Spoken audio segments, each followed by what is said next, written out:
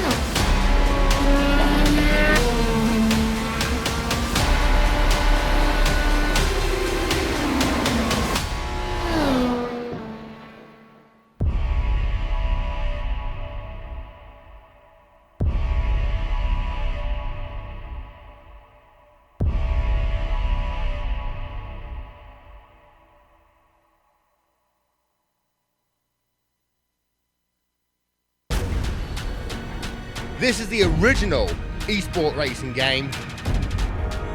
This is iRacing.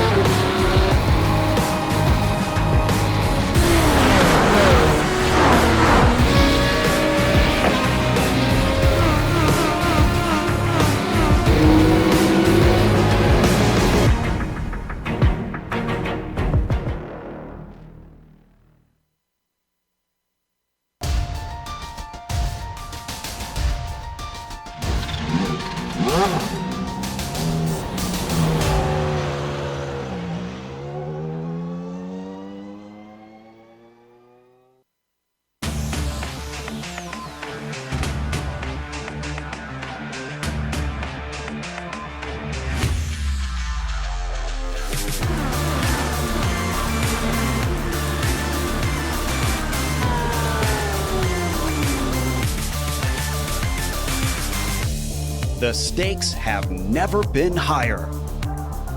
The competition has never been stronger. 42 drivers, 25 rounds. One will be crowned champion.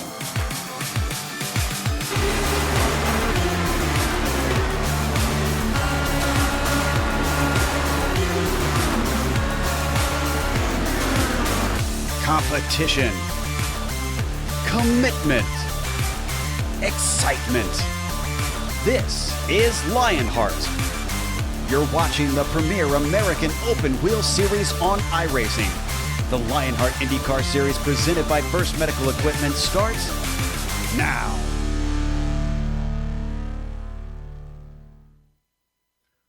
Sponsored by First Medical Equipment, competition, commitment, excitement. This is Lionheart. And as that catchphrase reverberates in our consciousness, it is the sum of our past and the unswerving punctuality of chance that finds us all collected at this moment, this venue, this event.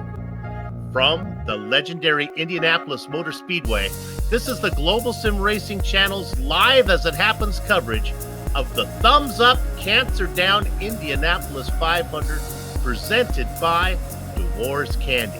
It's round 12 of 24 on the Lionheart IndyCar Series 2019 Championship campaign.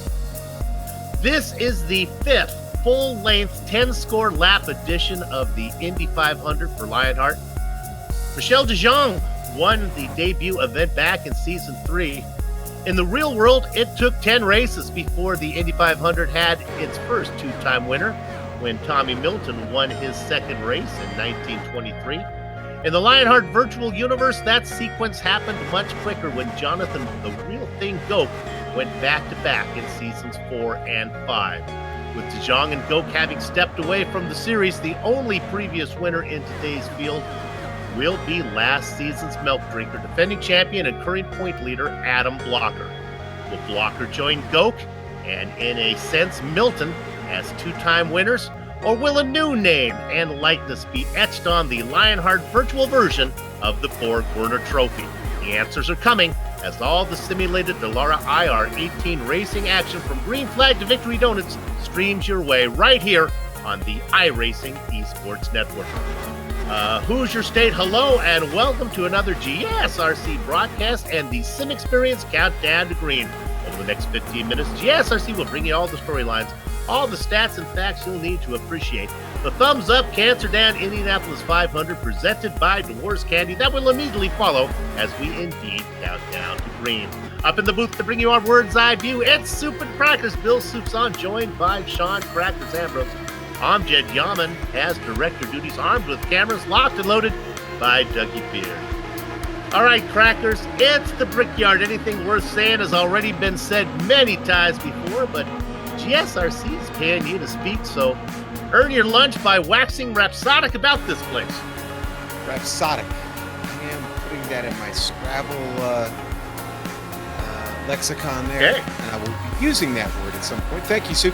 Hey, listen, it's Indy, baby, and the nuts and bolts of this track are pretty simple, okay? It's a big oval, 2.5 miles long, just a tick over 4 kilometers, but the real big thing here are these high-speed 9-degree turns on each corner of this track. Now, Sue, all 4 of them are geometrically identical, and 400 meters through each of those turns, 1/4 of a mile.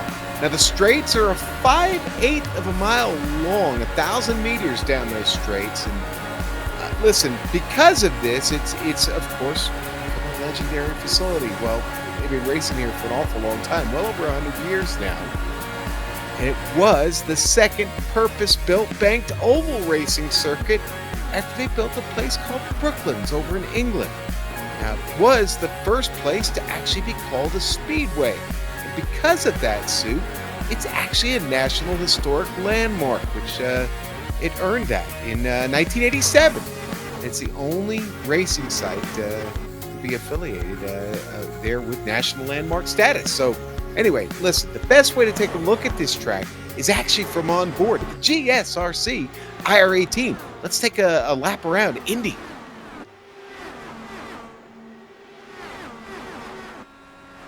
Back home again in Indiana, and it seems that I can see another track guide here on the Global Sim Racing Channel. Hello everyone, I'm Brian Yazek. This is the Indianapolis Motor Speedway, a track that needs no introduction, and this is the IndyCar, the IR18. Without further ado, here we go, across the yard of bricks, down off into turn 1. You're really going to want to plant that left side tire, probably right underneath that line. Careful not to hit the rumble strips, let it float out. Back down here again, underneath that line, don't hit the rumble strips, don't let it float out to the wall. Keep a little bit of a gap there. That way the air doesn't get trapped and actually could slow you down just a little bit. But especially at a lap at this speed, every little bit counts. Down here into turn 3 once again. Across the short chute, down into turn 4. Steady hands make the most speed here at Indianapolis, out towards the fence. Now, there's not going to be a whole lot of room to run as the race progresses. Your main passing opportunities are the front and the back stretch. Down here into turn 1 again, you see you can maybe go a little bit higher than that, but I wouldn't go too much further. The car will kind of wash out. These cars produce such a huge aero weight. You're going to see guys defending runs all the way down this backstretch, all the way down here to the line, trying to weave, break the draft a little bit, moving all around, but it all funnels back into turn 3, where you have to get back down, put that tire underneath the white line, hook it just a little bit out towards the wall. Down, here we go, into turn 4. And then one of the prettiest sights in all of racing, coming down here, the funnel of fans. You get a lot of tunnel vision, but here we go across the line, and that is going to complete our track guide here around the Indianapolis Motor Speedway. I'm Brian Yazik. Enjoy the show. A lap around the Indianapolis Motor Speedway. And race fans, the countdown to green is brought to you by Sim Experience, the team behind the AccuForce Pro V2 direct drive steering systems. By providing unparalleled realism and the most advanced tuning features on the market, the AccuForce provides a significant advantage to any sim racer. It can also make for an effective training tool for real-world drivers. More information on the entire Sim Experience ecosystem, including their GS-5 seat, Stage Series motion systems, and Sim Vibe software, visit simexperience.com. And when you get there and you get ready to buy something, use the promo code SIMXLION to get 5% off Sim Vibe software soup. You're just gonna go with that for the rest of the season, right? When you be on one of these. Sim XL Ion. Okay, I like it. Let's go ahead. I will give you a much more straightforward look at the points. Let's bring those up right now. These are, of course, come courtesy of First Medical Equipment. You see that the top 3 guys all hold station, but really, it's not so much the order as the interval that's important. As Blocker had a horrible day, and Guerin's coming off a win at Texas, so that gap closed between those two. Goodman also has been really consistent lately, so they continue to close the gap.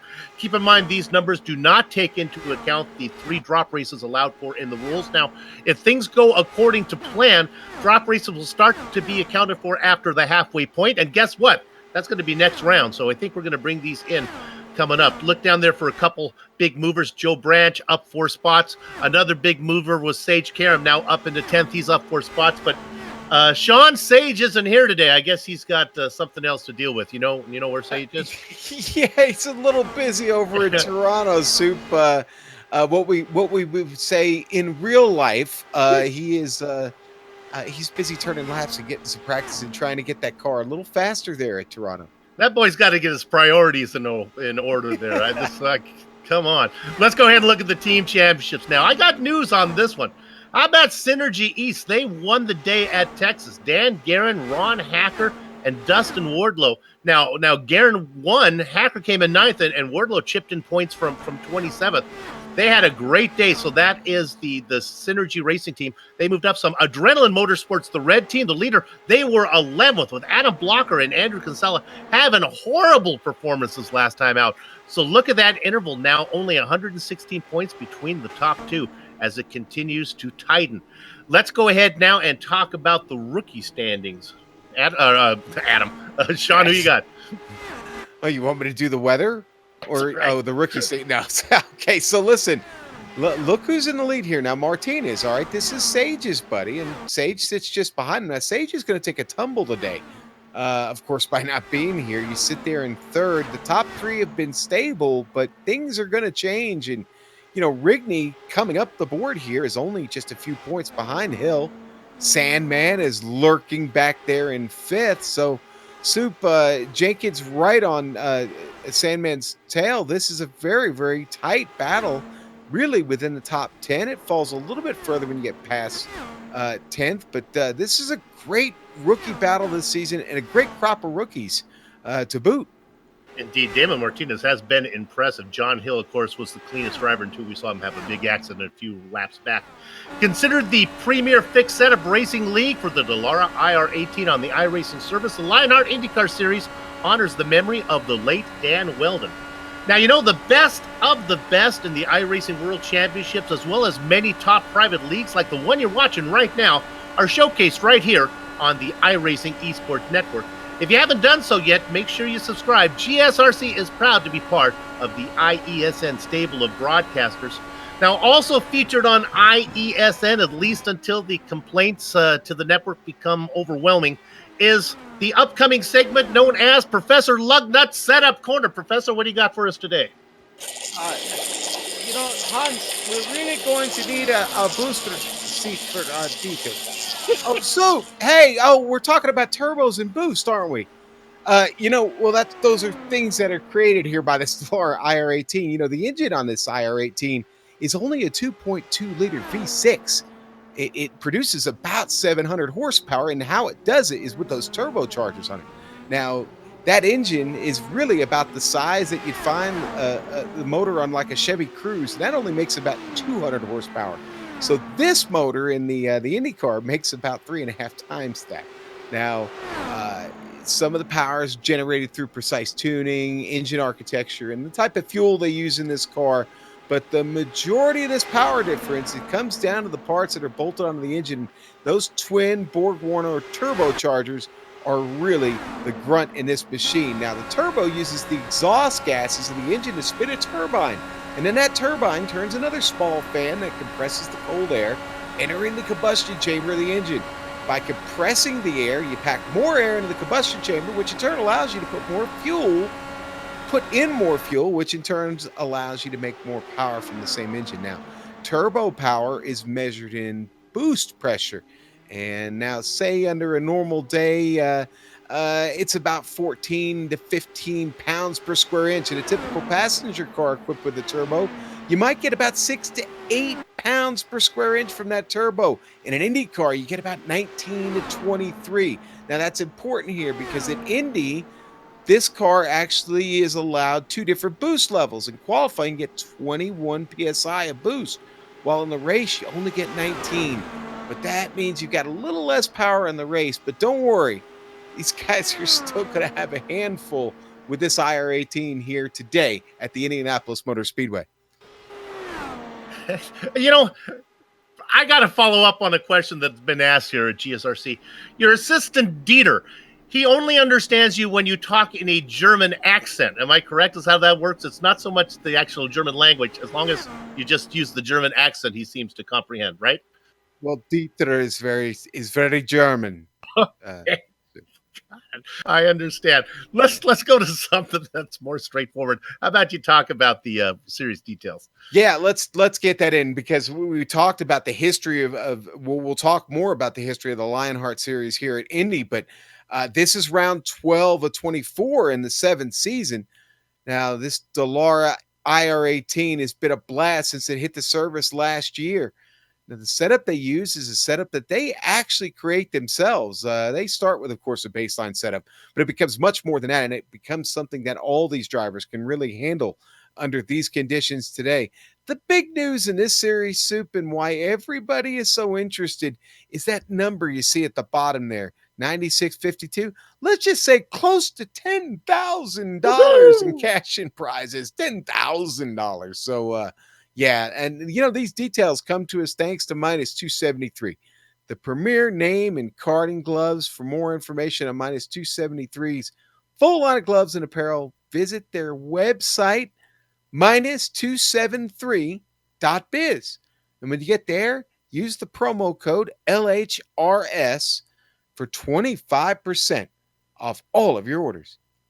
We were talking about accents when you were talking to Dieter. When I was a younger man watching the Indy 500 on ABC, one of the accents I got familiar with was old Jackie Stewart was coming in and doing some of these broadcasts. So for the sake of realism, GSRC decided to bring in their own expert when it comes to accents. We have our pit reporter, Stefan Slocker, working with us today. Stefan, your thoughts about today's race? So it's going to be interesting today because obviously Indianapolis, it's all going to be about that draft. But here it's going to be so much more about not when you catch it, but how can you use that draft? How to save fuel, how to pass, can you pass, and how much are you willing to invest into catching that draft? And obviously be there at the right time. Good to have you with us as we're working with a 3-man booth today, and that's assuming that all the other GSRC broadcasters that are out there racing today have a full race. Of course, if you're a driver and your day ends early, just jump on into the ready for interview booth, and we'll try to talk to you during the race when the action allows. Sean, it's good to have you with me here today. This is going to be fun. Qualifying going underway. Sitting at the top of the chart right now, Joe Flanagan. Nice job from him. Yeah, so far so good, Soup, and he gets that first one in, but Tony Schowen just takes that away from him, Soup, like candy from a baby. You talked about GSRC broadcasters in this race. Well, Sam Ryman's one of them, and he just put his car P8, dropping down the board now to P11, and that'll continue to happen as more drivers come across the line. Soup, Joe Branch on the pole. George Anzaldo, now Dan Guerin, Soup. A lot of these laps starting to come in now. Of course, we have a full slate. 10 score laps is what they wrote for me in the script for the opening. If you want to do your Abraham Lincoln conversion chart there, that would be 200 laps. Guerin Soup, up in front. Yes? You know who holds the qualifying record here? Let me take a guess. I don't know. I'm gonna say it is it's Dandy Dan Guerin. How'd I do? If I said Max Dugan, would you? No, I don't think Okay, that's all right. the right answer. Jason Robarch Really? holds the qualifying record set in season 5, a 39.516, 227.7 miles an hour. Soup, the pole time right now, 39.533 for Dan Guerin. Jason Robarch not here today, which saddens me because I have this list of Jason Robarch's movies to watch, but that's only when Jason races, which is we do miss you, Jason. I hope you're watching at least. We talked about the previous winners being Goke and DeJong. Adam Blocker is here. Jason Galvin's here, and he is coming around here to complete a qualifying lap. Jason waiting to go out here into the last moment. Only 30 seconds left of qualifying. Yes, he's trying to get that in. He's sitting. That's a good one. There you go. Always the man looking for drama.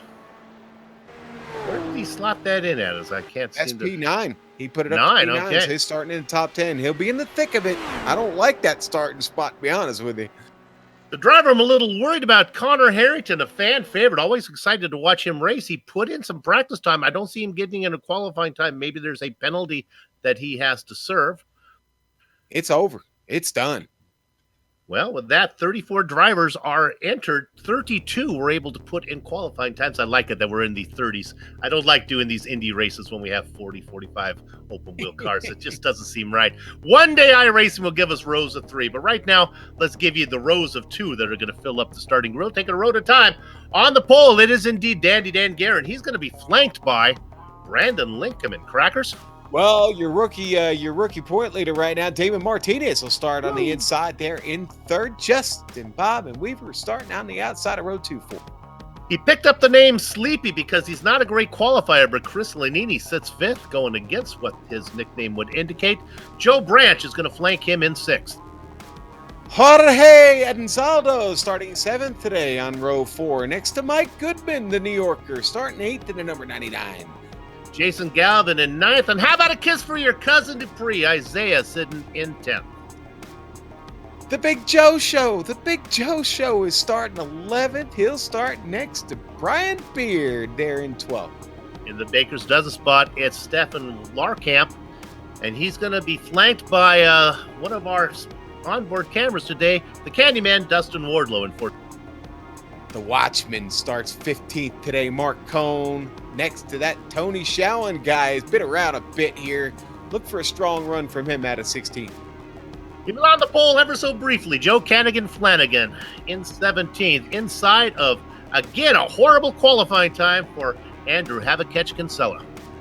In row 10, Ron Hacker, the number 21. Tyler Graff starting 20th. Hitting blackjack is Scott Bolster in the double dutch spot, Chris Stouffer. David Altman in the 88. Ocho starting there in 21st, next to Chris Stouffer, 22nd today. Paul Jenkins sits in the quarter-century mark with Brian Carey flanking him. Row 13 is Paul Jenkins, Brian Carey. GSRC's own Samuel Ryman in 29th, inside of Mike Rigney. You forgot row 14, Robert Bluen and Adam Blocker, all the way back there, Sue. Well, what is Blocker doing way back there? And then I we don't get know. down, if I can do this right, how about 31st, Mr. Clean, John Hill. Now, he's inside of Brian. It's not easy being Greenlee, the last driver to put in qualifying time. Sean, I'll let you have the last two. 34, iRacing, Delora IR18, IndyCars, and the end of the field soup is slotted by Conor Harrington and Ken Hacker. As always, we have onboard cameras with you today. Today we have 4 of them. We're going to start with Adam Blocker, number 1. He's in the Sim Experience onboard camera. Use promo code SIMXLION for those of you who are confused from what Sean said to get 5% off your Sim Vive software at simexperience.com. Joe Hassard sits in the Butt Kicker onboard camera. Bring more realism and immersion to your sessions, thebuttkicker.com. How about the Bakersfield boy, Jason Galvin, in the number 42 Thumbs Up Cancer Down machine, providing Central California cancer patients with support since 2014. Get involved. Thumbs Up Cancer Down. And the Candyman, Dustin Wardlow, in number 9, Dewar's Candy Machine. Dewar's chewy peanut butter filled taffy has been enjoyed by generations of families for over a century and are now shipped all around the world. DeWarsCandy.com. We did it! We got all the bookwork out of the way. How about that for professional broadcasting as they come around corner number 4? The lovely Medina Mendez pulls the pace car in. Competition, commitment, excitement. This is Lionheart. Dan Guerin leads the field of 34 down into the first corner. He's got Limpkeman behind him, who tucks in behind. The top rookie, David Martinez, back there in 3rd. Justin Weaver in the Moby Sticky Machine. In 5th, it's Chris Sleepy-Lanini, and they go single file pretty much all the way through the field now.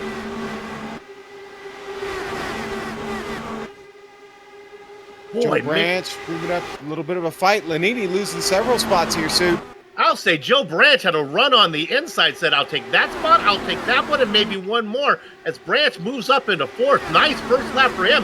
Branch wants more as he now moves to the inside of Martinez for that 3rd spot. Taking his familiar half right out of the middle is our leader, Dan Garrett, who gets credit with lead in lap number 1. Limpkeman continues to follow. Look at Joe Branch back there, though, in 4th, Sean. That's the guy, man. He's really pesky compared to everyone else who's just trying to put in some laps right now.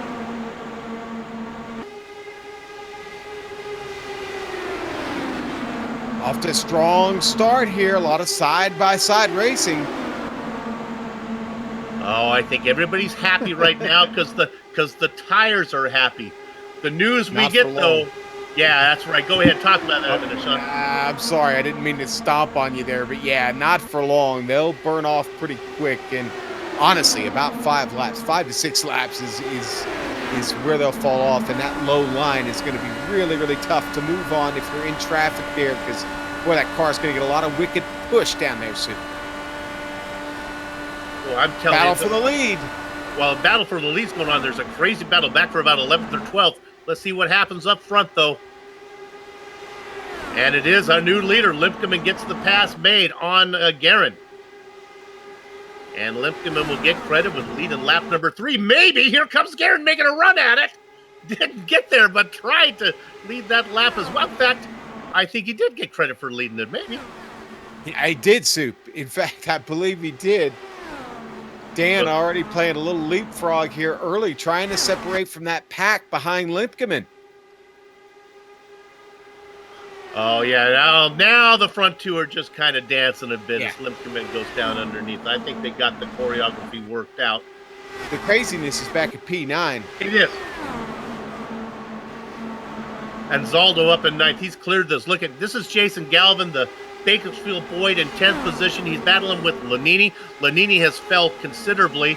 He started in 5th as well, down now into 11th. Again, Lanini, not noted for being a fast qualifier, maybe found himself a little too far up in the field for his liking. Gets back where he's more comfortable.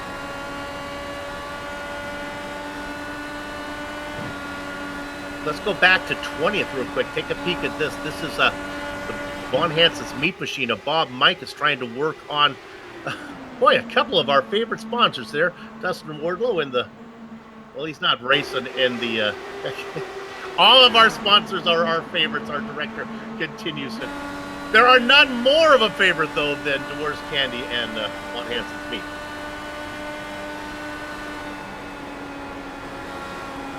Yes, we love all of our sponsors equally. They are like our children. Some do cause us more trouble than others, though. Let's go to 17th with Stouffer under attack from Tyler Groff. Yeah, Soup, crazy still back here. There's been a bit of separation, but it's still kind of, we're 6 laps in. Everybody trying to find their pace right now. Maybe find a partner to work with and catch that next group here. Nobody coming into the pits yet, but let's put our pit reporter to work. Stefan, what are you seeing out there? Lots of movement, Soup, lots of movement. A little bit too much, especially in the mid-pack from 9th on back, but it's starting to settle with that initial grip to go away now. Everyone has to find their own groove and be able to run with that aero push, but it is going to be an interesting race for sure, especially with Conor Harrington starting to move up, already up 6 positions, now working on the outside of the top 25. Yeah, not sure why Conor was back there. He's must have, maybe I didn't check my stats, maybe he had a qualifying penalty to serve, but he's got plenty of time to work his way up. Let's go ahead and take a look at our race analysis, see how far we're going, and better yet, how far can we go till they start to come down and meet Stefan down in pit lane.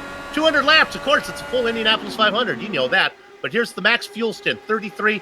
Let's use our Alex Rossi rule of thumb here and add a couple more on there. Let's call it 35. I don't know, Sue.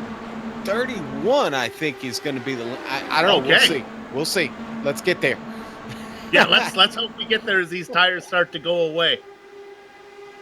Yeah, no, I don't know. I think maybe 31 might be max, but you're really going to need your tires because they fall off. The right rear, especially, Sue, gets down to somewhere in the 60, mid 60% range there of degradation.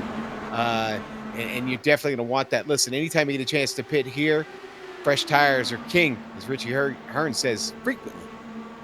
Let's go ahead and take a look at our hard charger. It is Conor Harrington now. He didn't qualify, so it really doesn't qualify as a hard charger in Soup's brain, but let's look at him anyway. He's back in 25th position right now as he's behind David Altman.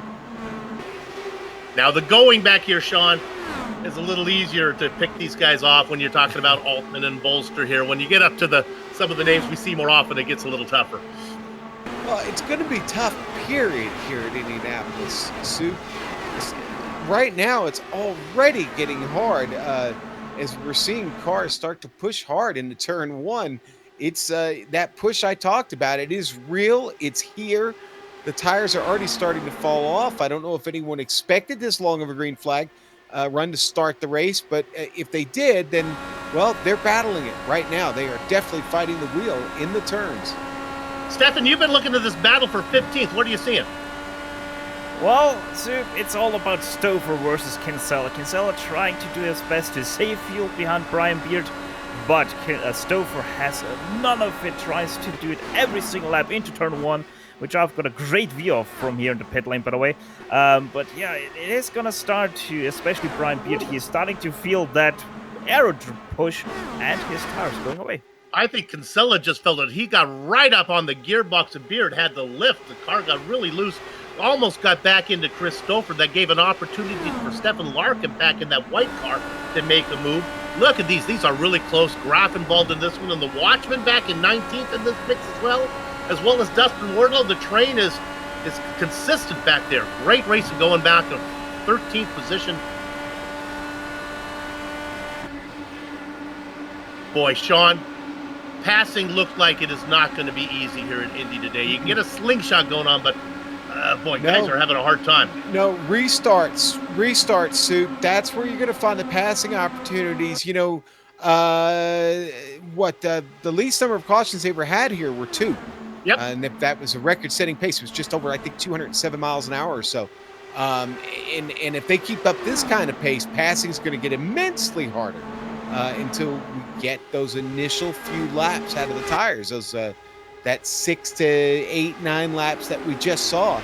Everyone is fighting. The field is spreading out, and like you just alluded to, the passing is now all of a sudden becoming non-existent. Let's drop back to 11th position right now. This is Chris Lanini, who just got passed by George Anzaldo and Joe Flanagan. Lanini continues to drop a little bit. Again, I think he's just trying to play it safe. Doesn't want to ask more from the machine than it's willing to give him. But now he has fallen back into it. Anzaldo, Flanagan, Lanini, Beard, Kinsella back there making a move. They are too wide. They get around Beard. Oh my goodness, here comes Stouffer trying to get around Beard right now as he's going nose to tail. The car up front gets that pass made.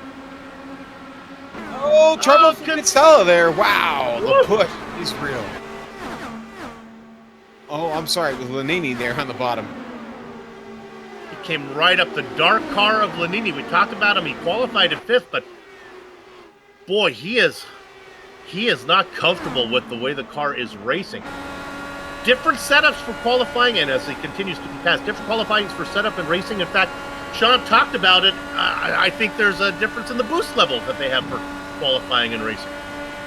Not quite as boosty when you have to go 200 miles. Good, that's right. 500 miles. That's right. We talked about only 19 pounds per square inch of boost on this car here in race trim.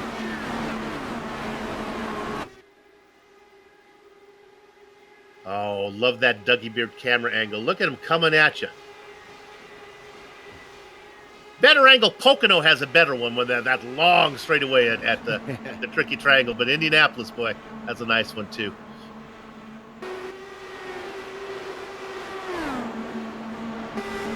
Let's look at 7th position. Don't look at it long here. Dupree, Galvin. Woohoo! Wheel. That is the white and blue car in 7th now. That is Isaiah Dupree. He holds off Jason Galvin. Not a bad run there for Dupree getting started here. He's picked up a few spots, Sue.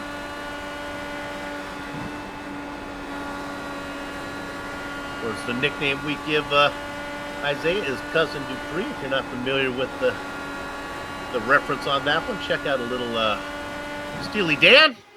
You'll enjoy that song. How about a kiss for your Cousin Dupree? That's a good one.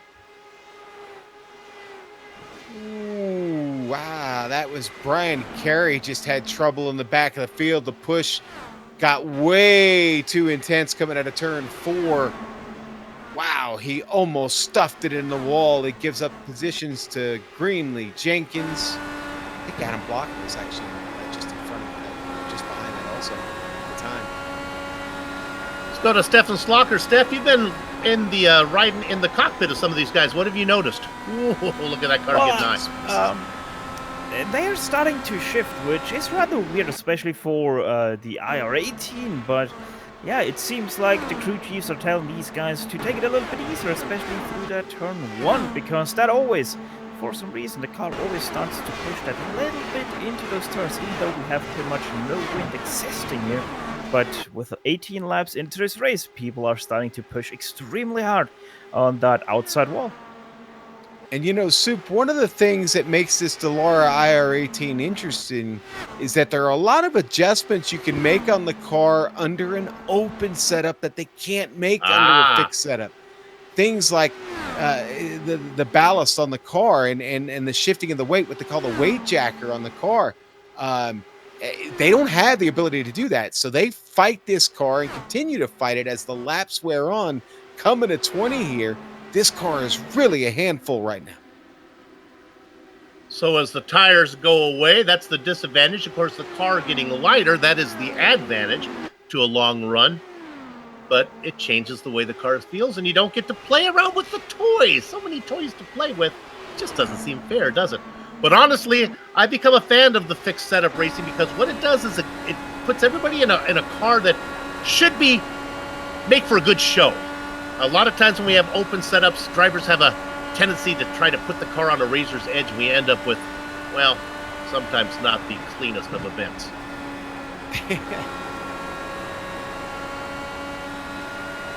We're going on lap number 20. We're a tenth of the way through. I don't want to... Uh-oh, we got trouble. Soup, contact between Altman and who was that? It was Harrington, Conor Harrington. Oh, Conor as he Harrington. made his way through the field. Not much of a contact, just a little bit. Got right under the Kardashian there and got a little bit of wheel hop out of it and just backs it into the wall. You'll see it here. And that's a hard shot up into that wall, that safer barrier there. Take a look from above. Maybe a little bit of ghost contact neck toes there, but yeah, maybe. Let's give him the benefit of the doubt. You know, I have the privilege of having Richie Hearn in the booth with me sometime, and I asked Richie, you know, how much are the cars really on edge? And I said, like, could you reach out and, like, with your hand and push the other car into the wall? He said, yeah, kind of. That's how close they are to going away. So any little bit of contact, that's going to happen. Well, we got in 20 laps, and sure enough, I was just about to mention green flag pit stops, and I jinxed it mentally. I didn't even get the words out of my mouth, and then it happened. I think everyone's coming in, right? I'm pretty sure, especially because we're 2/3 of the way through here. But yeah, it is at the very interesting time of point because point of time that way around. Dan Garrett was dying to drive away from Brandon Limkeman for that first position. There was already about 1.5 seconds between the two. So yeah, Garrett seems to be able to save his tires that little bit more while fighting with a Limkeman for that first position. But yeah, as we said, as expected, everyone coming in for their pit stop. Guerin, Limkeman, Martinez, Goodman, Branch, Hassert, Dupree, Galvin, Weaver, and Showen, your top 10. Here they come. If you'll memorize that, we'll see how they come out. All of them. Did anybody stay out? No, only Medina Mendez, the only car out on the track right now. Everybody. Uh-oh, we got cars missing their stall here. Yeah, you're not supposed to park that way, Soup. Is that George? That's not George, is it? No, that's CPC. Who is that? We think it might be Dupree. We'll take a double peek. It is the car of Isaiah Dupree. It's still pinned in there, Soup. Well, he's the last car in line now. He can take as long as he wants. Why don't you stop and have his lunch? Steph? Guys, I had my eyes on that, and it was actually that Isaiah Dupree nearly missed his pit stall and then got a big nudge from behind from Jason Galvin there. And yeah, because of that, he got himself nosed into that barrier. So yeah, it was a little bit of an awkward situation there for Dupree and Jason Galvin. But while that was happening up ahead, Michael Goodman jumped Damon Martinez in the pit lane and also nearly jumped Brandon Linkeman for that second position. So yeah. Michael Goodman with an incredible good stop from fourth position, nearly up to second. Okay, so here's what happened on that replay there. Okay, so in the pit stalls, you do pass through the other car in front of you, and Lionheart's got a 3-stall rule, but when everybody's coming in like that, Galvin turned in, and he's probably going to hate me for this, but turned in early. As we go to green, and you talked about that 3-stall rule, and man, they are sticklers on that one too. You'll get slapped with the penalties, everyone aware of it. Dandy Dan Guerin leads the field down into the first corner as we go under green. After our first yellow, working lap number 23. You heard Stefan talk about it in pit lane, the great stop that Goodman had. But right now, Goodman is under attack on the outside. No, that's Goodman on the outside. That's Martinez on the inside, the rookie, trying to get underneath him. Again, Soup, this is what we talked about. We hope they're going to pick up positions, right? So everybody's scrambling right now to get everyone they can. The sun is shining, and everybody is out there making hay right now while the tires feel good. Look at this pinata full of bees up front as they race in a 2-2-3 zone formation. As I dip into my water polo knowledge. Actually, I have no idea. There we go. Football. You're in the nickel defense there. Boop. Two distinctive packs, two distinctive battles. Actually, 3 packs now. And all it took was a lap and a half. The battle back for P13 is hot. Beard trying to hold off Galvin. We have 11 cars up front, packed into about 6 rows. And then back in 12th is the next group. You're looking at it right there. In that box to the right.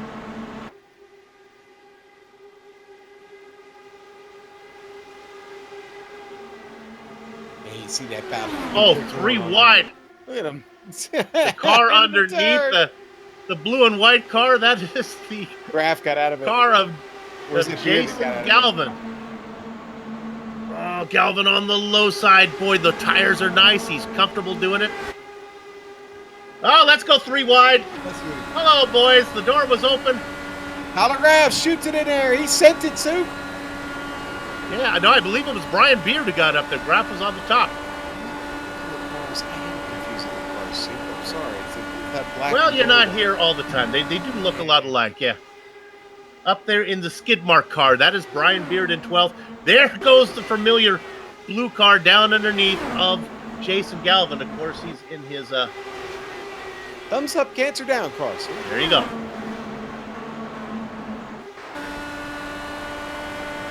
They continue to weave for that position. Yeah.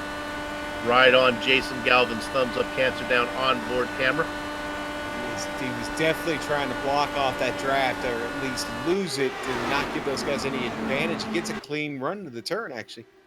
Well, that was going on. For the lead. Yeah, Stefan, you were looking at what was going on up front. Yeah, it was right in front of me. Michael Goodman with an incredible good draft there down the front stretch. Took it 3 wide with Garin and Limkeman and actually made it stick into turn 1. What a drive from Goodman. Started in P4, then got himself into P3 because of the pit stops and now leading this lap.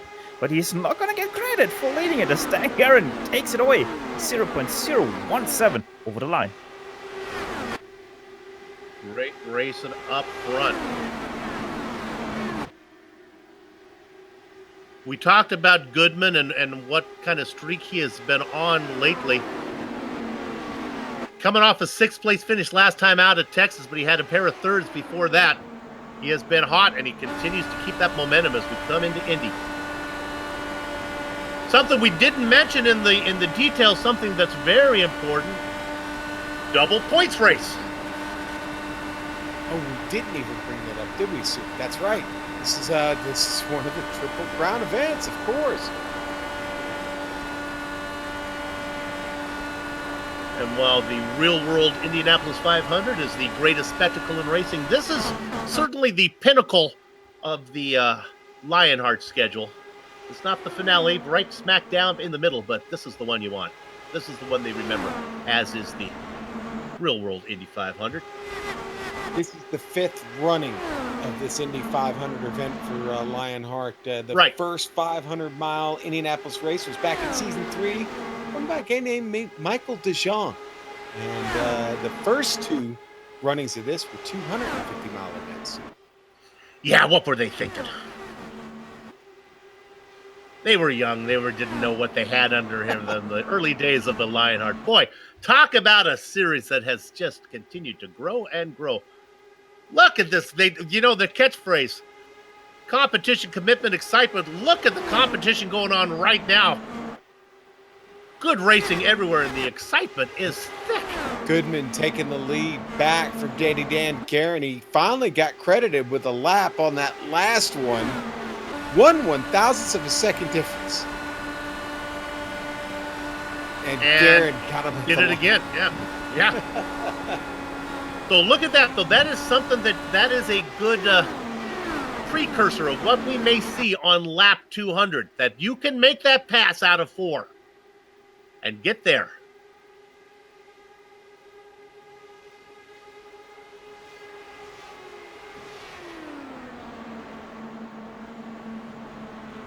Driver in 4th, Brandon Limkeman, having issues as he had a big wobble, but he keeps the car going straight. As everybody working now 10 laps on this stint. Yeah, 10 laps, and we're going to probably start to see the field start to spread out again like they did here in that first opening stint of laps. So, man, Graf and Galvin are really, really racing hard. And Brian Beard, can't forget about him. And I don't mean to harp on this, but as we ride on board with the thumbs up, cancer down machine of Jason Galvin. He's currently in, 14th, if I can read what that number says. Just 3 spots back from him is Conor Harrington, our hard charger. He is a fan favorite. Conor, he's always fast, and he's done a lot better recently at getting the car to the end, but sometimes his optimism gets the best of it. Optimism? Okay. Yeah. Now, do we know why he got an end of line penalty starting the race? Did we cover that? I do not. I wish I did know. I thought I'd checked up on everything. I was surprising that he did not put in a time. And now as we look at him duck, that's the car on the inside of Harrington, trying to get to the inside of Larkamp.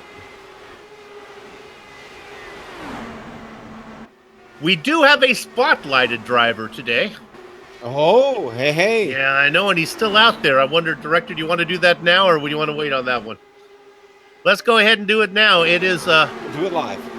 Yeah. Let's hope he survives the spotlight. And, of course, we're talking about the Candyman. There he is. Dustin Wardlow. You see the career starts. You would think he'd have more for the attention he gets. He's got that couple of poles, couple of wins, top 5, and you can see the top 10s there. He has a win on a road course and a win on an oval, so he's done it all.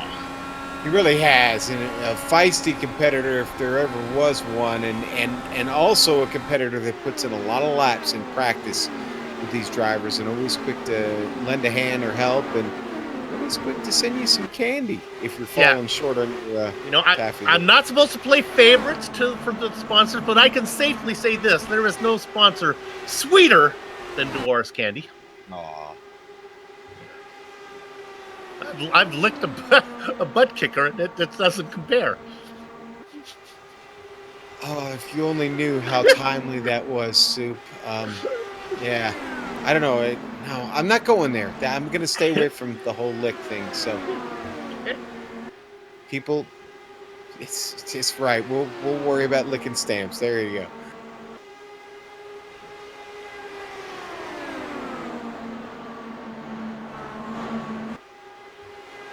P3, Tony Showen, Adrenaline Motorsports driver. Started 16th in this race, Sue. Stefan, you got some news about, we were talking about Conor Harrington. What do you know?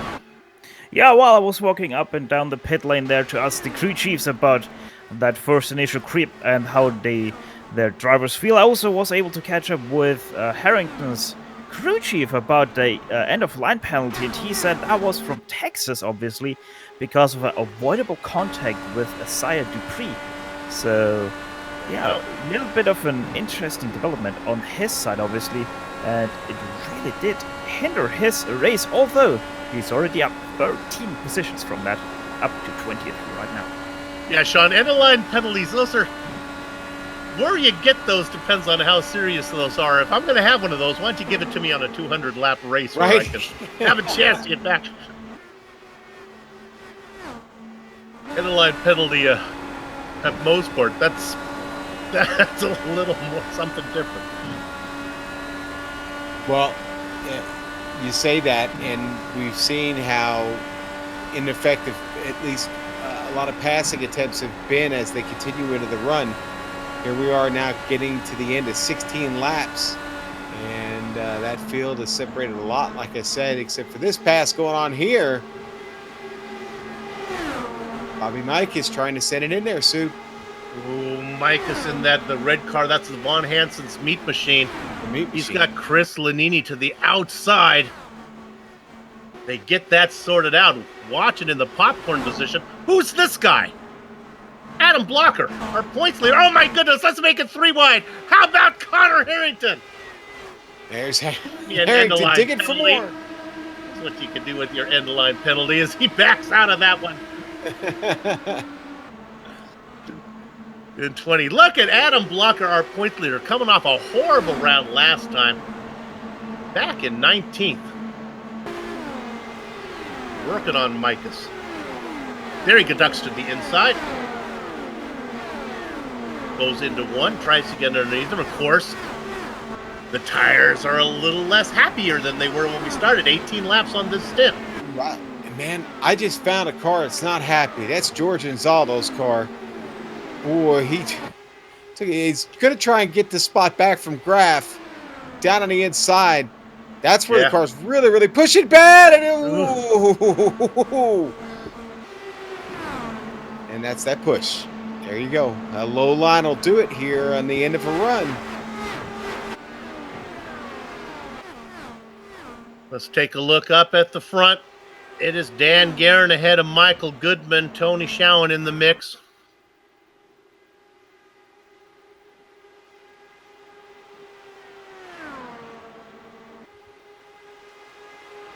One of the drivers that's been racing up front and having a pretty good job is Brian Beard. Steph, you notice something about him as he continues to drop a bit. Yeah, it is a little bit weird with Beard there, because as soon as he pulls out of anyone's draft, it's like he's hitting a brick wall like we saw right there. He pulled out of Anzaldo's draft and immediately slowed down heavily.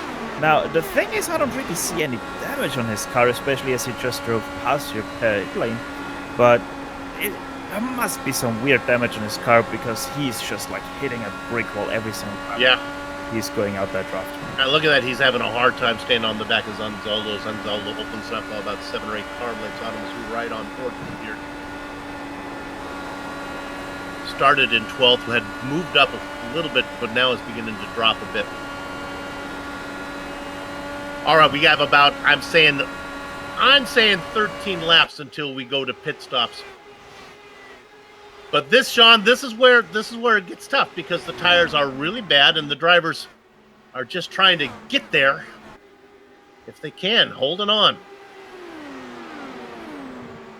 Well, I'll tell you what, Soup. You estimated the number of laps we had before a pit stop. I don't know if we make it there. We've got a couple of different sets of cars battling right now here on track, wheel to wheel. Brian Beard, George Anzaldo right now, 2 of them. Got him. Anzaldo, we know, is struggling with that car. He's going to go back to the inside on that low line. He's going to press his luck here, heading into 1. Careful, boys, and they get that worked out. But it's so hard. Watch the car on the inside. The pass that could be easily made last when we started this run now doesn't happen. And look at the outside line. Get the momentum as the car on the inside just has to fight not to push up into his competition. Here comes Jason Galvin with a head of steam out of Bakersfield, out of Oilersville, drives it down low, but doesn't make it stick. Thought he was going 2 for 1 there. He didn't quite pull it off. Gets past Anzaldo, but Graf says, or Brian Beard says, no thank you.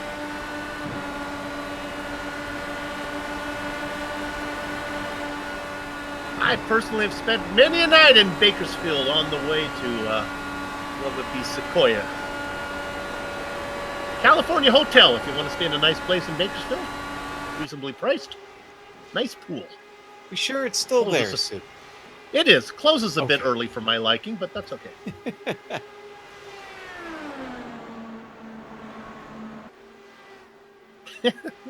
Let's see if we can get them as a sponsor. They leave those little towel swans on the bed for you. No, that's not No. really. No. No, okay. All right, let's look at the 16th position. We have a pass going on side by side. This is Larkamp in a battle with Wardlow. How about Dustin Wardlow, who is able to survive the spotlight, racing in 15th, right where he qualified. This is spot back. Well, first he was able to survive to get to the spotlight, and now we've done the spotlight and he's still running. So it's kind of a double win for him right now, Sue. Indeed. I have sponsor plugs to read in this race. I'm waiting for a yellow flag here to get these in. I did not prepare the shortened version of the sponsor plugs. I'll get them in. Don't worry, sponsors. We'll take care of you. Boy, just behind that battle, boy, George is really, Ansaldo is struggling hard right now. He's fighting against Wardlow, but I think both of those cars really, really worn out at the moment. Yeah, that was the bad. We were watching that Brian Beard. Remember, Ansaldo pulled away from Beard, and we're thinking the Beard's having issues as well. They continue to fight. They've separated a bit now. The Candyman coming up on the back of them. You kind of want to take notice of the cars that are quick at the end of the run. Who feels good? Who's making a move now? There's one driver doing it. And he makes it stick underneath. That is the Candyman. He can take a rain. Oh, my goodness, George Ansaldo. The Candyman taking a rainbow and sprinkling it with dew right now, right in front of George Ansaldo. Okay, I've got that song in my head for the rest of the day. Thank There you. you go. Let's go up and look at 8th position. Joe Cannigan Flanagan. There he is. Soup, he's picked up 9 since the start of this race. Joe's having a solid run, got himself well within the top 10 here. Following him through the field has been Andrew Havakech-Kinsella. Flanagan 17th to 8th. Kinsella 18th to 9th. So there you go. They figured out how to do it. Not finding any speed at the moment. I think it's maybe a little too treacherous to draft. You just have to lift so much getting into the turns. Yeah, we know the drivers are fighting these cars due to the push. And we are coming close to those pit stops. Soup, it could be about 3 or 4 laps here. And we were looking at that battle with Flanagan in 8th. If you go one more spot up, a driver we really have been remiss not to talk about, and that is Chris Stouffer, up 15 spots. And with one of the coolest names on iRacing, Christopher. Yeah, Chris been fighting hard to pick those spots up. A lot of it's brought on a lot of close battles as he made his way up through the field. I don't think he's done as he begins to close on Limkeman. 29, working 30 laps coming around this time on this stint. Our race analysis, said 33, I believe. 33, right, 33. Okay. You know, it might be a case where you can, if you're confident that the thing is going to go green. And here comes our leader. Yeah, you might want to come in now just to get some tire there. Coming your way, Steph. Yeah, and Garen smoking up his tires. They're obviously no longer needed, but still very close on that pit limiter. Just wanted to get every inch out of that car. Now, very important for his pit crew. Perfect stop on his marks, and then perfectly a little bit sideways there on his marks. Goes up the checks. 4 tires and some nice simulated fuel there for him. Drops last sprinkles of fuel. Off he goes into clean traffic for him. Perfect stop there for Dan Garen. And Tyler Graff was in the background there. He came in as well. Soup, he did his pit stop a full second faster than Dan Garen.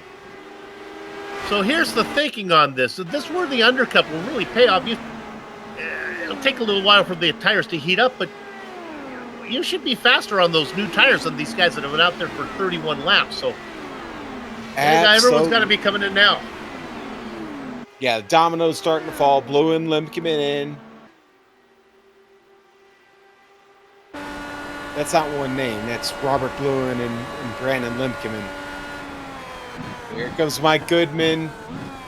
And Soup, one of the things we heard was that if drivers weren't playing with the brake bias on this fixed setup, that the fixed setup you can in fact adjust brake bias front and rear. That it was a little bit heavy on the rear, and in fact under green flag stops that we might see some trouble from those cars breaking the rear end breaking around as they try to get into the pit lane. Lots of cars coming in now. Garen coming out of 4 right now. And I think Steph has Blocker has, they're all starting to roll out of there now. Let's see if Garen gets them all. He should. Yes, Soup. Michael Goodman had a much faster pit stop, but Ken Hacker did overtake him in that pit stop, so he's under traffic there, and that might hinder him. But there goes Garen around the top side. That car on top, but look at this. Sure enough, that's Goodman there and Hacker, who's a lap down. So Garen now races in 16th, Goodman in 17th. Why do we care about the cars in 16th and 17th?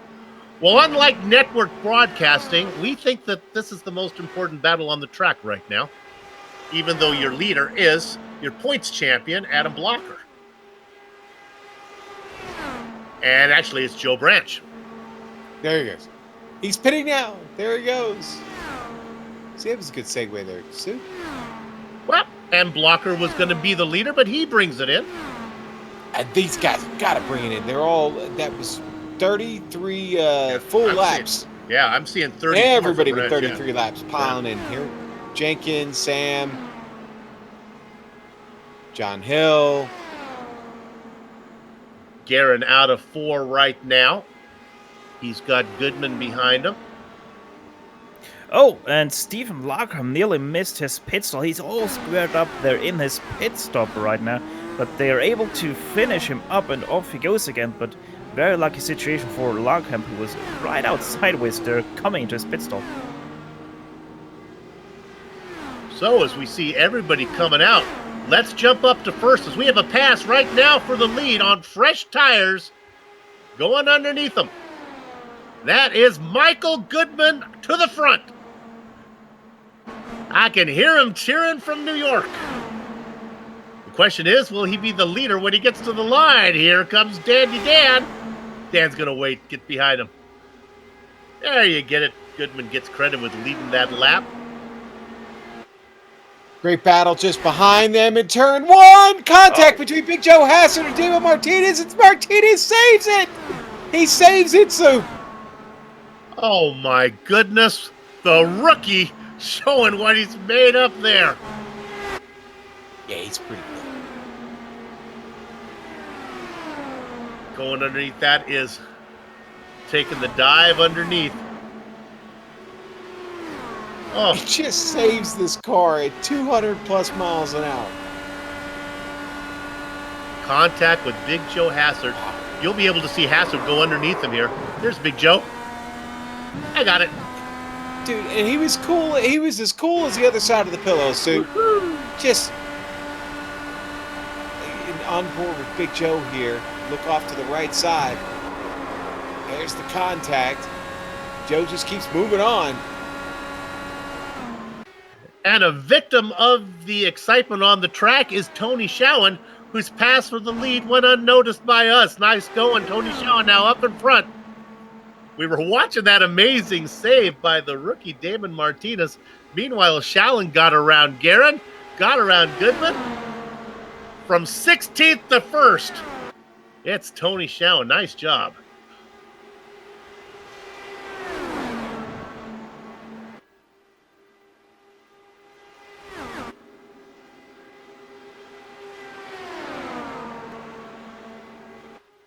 We talked about, as now we have a new leader, Goodman. We talked about accidents going on. Stefan, what do they call that in Germany, what we just saw? Oh, well, you know, he saved it so casually at about 100 and I don't know how many miles per hour. But, that happens jeden Tag tausendfach. I don't know what you're talking about. It's so casually. It happens every day, 1,000 times. Literal translation there. But yeah, that was one heck of a save there by Damon Martinez. And it seems like he doesn't even have that much damage on his car. All right, let's do our best run through the field if we can here. We're going to I'll do this in little segments. This is going to shake around a lot as we do it. Let's talk about the top three. I'll take these and throw it to Sean. We got a battle between these guys. Right now, it's Goodman, Schowen, and Guerin, but it really depends when you look at it, what order they're going to be in. They shuffle that around a bit. Then you go back to the driver in fourth, Sean. Who are you looking there? Well, I'm looking at Big Joe Hassard, but he may not be in fourth for long because the guy he made contact with, David Martinez, is hot on his heels, riding up to the wing now, and could have that spot back. It's Big Joe trying to get away from him, maybe, not making much of an effort there to break the draft. Good racing going on there. A little look how farther, quickly but Damon caught him, Sue. They continue to fight. This is fighting that's going all through the field. We ride on board with Martinez. Now, a little bit farther back from these guys, as soon as we come off of this onboard camera, will be Chris Stouffer. He's kind of all by himself right now, back in sixth position. We saw what he can do, though. He's having a great run, up from 22nd. He's ahead of two more drivers that are closing in on him, Jason Galvin. And the guy making a run did not like where he qualified. That's Andrew Haviketch-Kinsella in eighth. Yeah, Down them for a while. Kinsella taking a little bit of a different line there. He went up to the top and took the later apex there to stay out of the wash, as the tires are starting to wear off on the right sides. And there goes the push, but there goes the move. Give that spot to Galvin going in. So a three-car battle there, 6th, 7th, and 8th between Galvin, Stouffer, and dropping off a little bit is Kinsella. Back behind Kinsella, Joe Branch in 9th. 3 spots below where he started.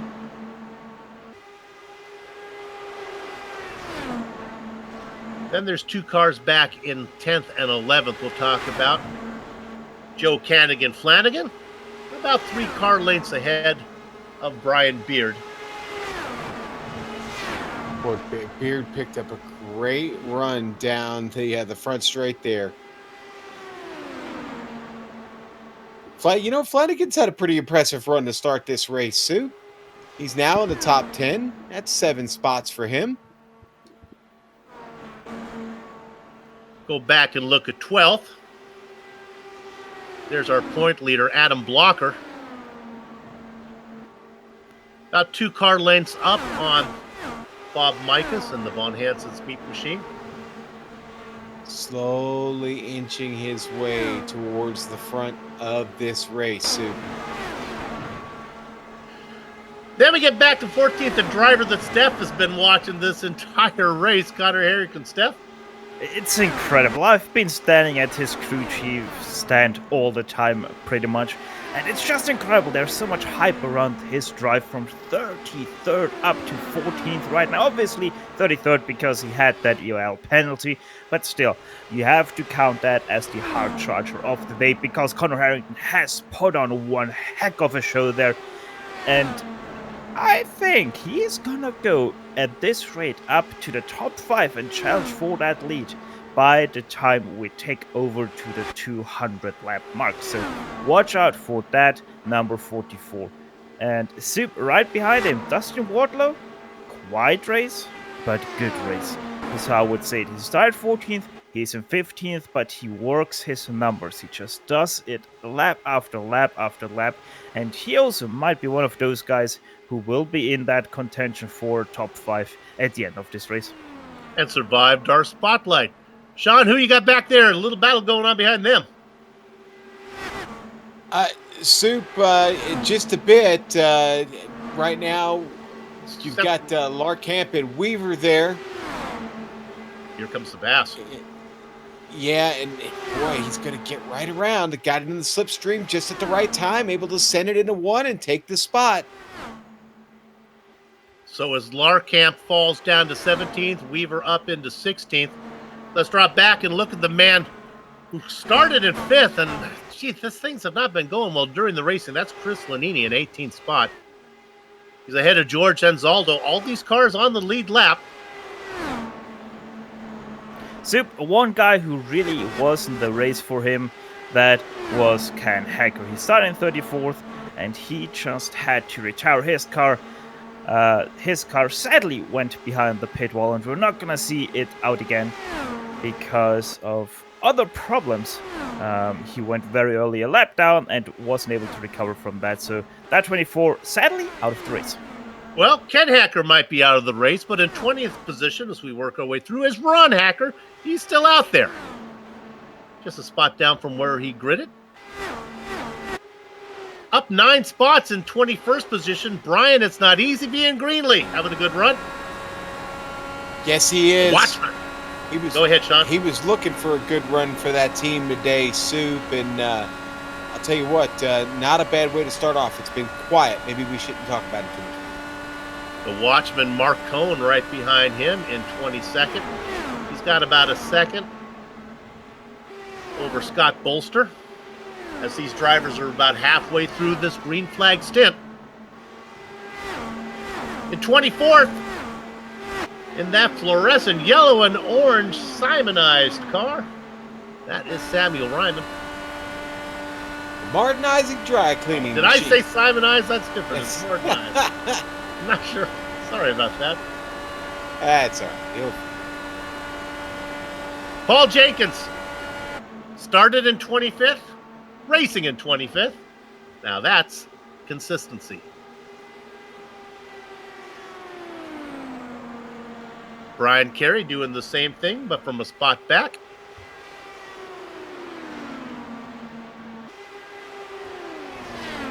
Boy, what a run. Yeah. What a run we've had. You know, I did say that the lowest number of cautions in one of these Indy 500s was only 2. Boy, and we're on a pretty good run here so far. And I think the most cautions was I think there was 7. 7. Was it 7, Soup? Okay. Yeah. Thanks for straightening me out. No problem. Let's look at the driver in 27th. We continue to work our way through the field. We talked about Sleepy Lanini having a bad run. Boy, Brandon Limpkin has started on the outside of the front row. He's in 27th, still on the lead lap.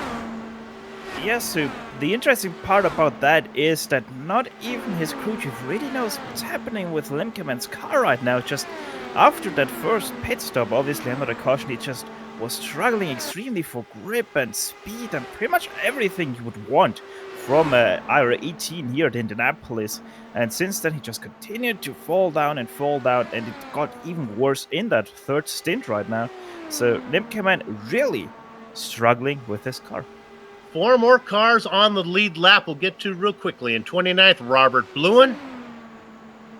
In 30th, it's John Hill. Well, that's going to not be long because here comes Tyler Groff, gets right up behind him. Tyler's looking to get into the top 30. Well, Tyler was in the top 30, and Soup has got one more pit stop than everybody else. Unfortunately, trouble for him is now sees him at the back of the field fighting Hill going to the turn. Graff was the last car out there racing, but not now as he makes that pass. Now that honor goes to John Hill. Drivers who are out of the race, as Stefan mentioned, Ken Hacker, Isaiah Dupree, who was caught in that early contact. And I'm not sure if David Altman, did he grid up? I'm not sure if He's that's out. the case. Yeah, Dave's out. Well, there's your run through the field. So what's going back up front? When last we left, it was a 3-car battle. That's turned into now a 2-car battle as Michael Goodman has fallen off a bit. Tony Schowen, though, continues to lead Dandy Dan Guerin. 22 laps on this stint. Not to the halfway mark yet, but we are getting there quick. Boy, we certainly are. I've been really impressed with the run here from our friends at the Lionheart Racing Series today. Been a lot of fun.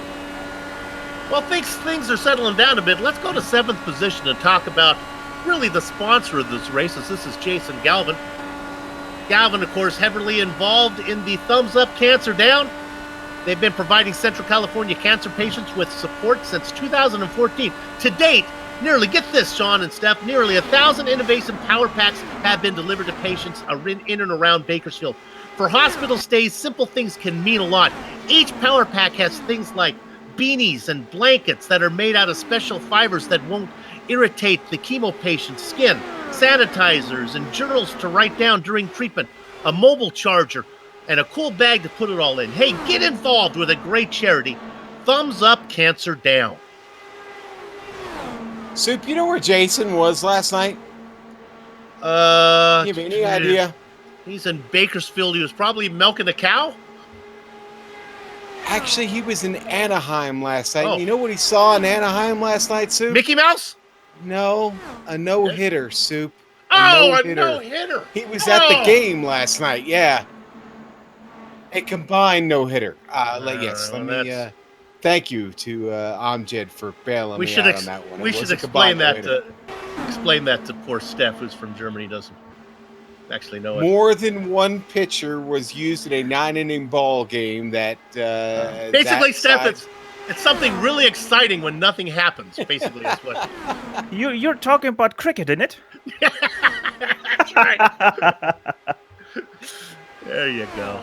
Dan Guerin gets to the front around Tony Schoen. You know, Soup, just on a side note, as part of that game, though, last night, they were honoring Tyler Skaggs, the young man who lost his life just a few weeks ago when they were visiting in the state of Texas. And so, yeah, it was a pretty big deal, actually. It's making the rounds today. But, yeah, lucky Jason Galvin, man. He plays... Apparently, he's playing both sides of the fence because I've seen him wearing that Dodger blue, and last night, I think he was wearing a little bit of red. I don't know. It's 25 miles between Dodger Stadium and Anaheim Stadium, but there's a blue-red divide in there. Hey, let's look at 12th position. We really can't ignore what's going on here. I didn't like where Adam Blocker started. He was in 28th. Something seemed a little fishy. He's worked his way up now into 12th. Slowly but surely, we're not even to the halfway point yet, and he has worked his way right behind Brian Beard.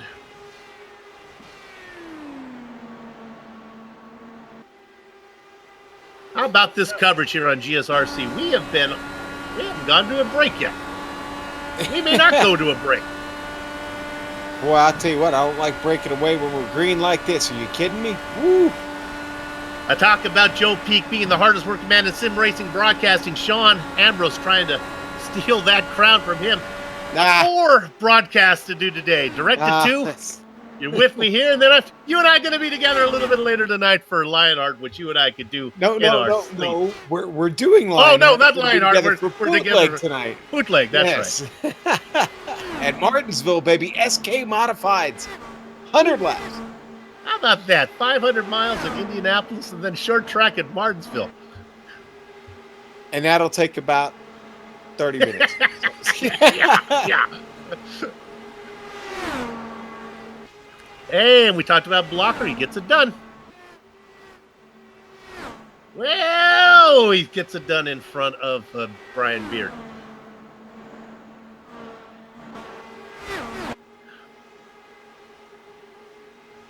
Now, the guy just ahead of these guys, and I keep thinking he might be our sleeper, is Chris Stouffer. Racing in 6th. Staying out of trouble.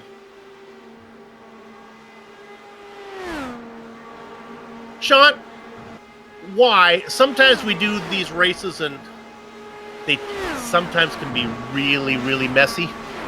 I don't mean to jinx the final, what'll be 119 laps we have coming up, but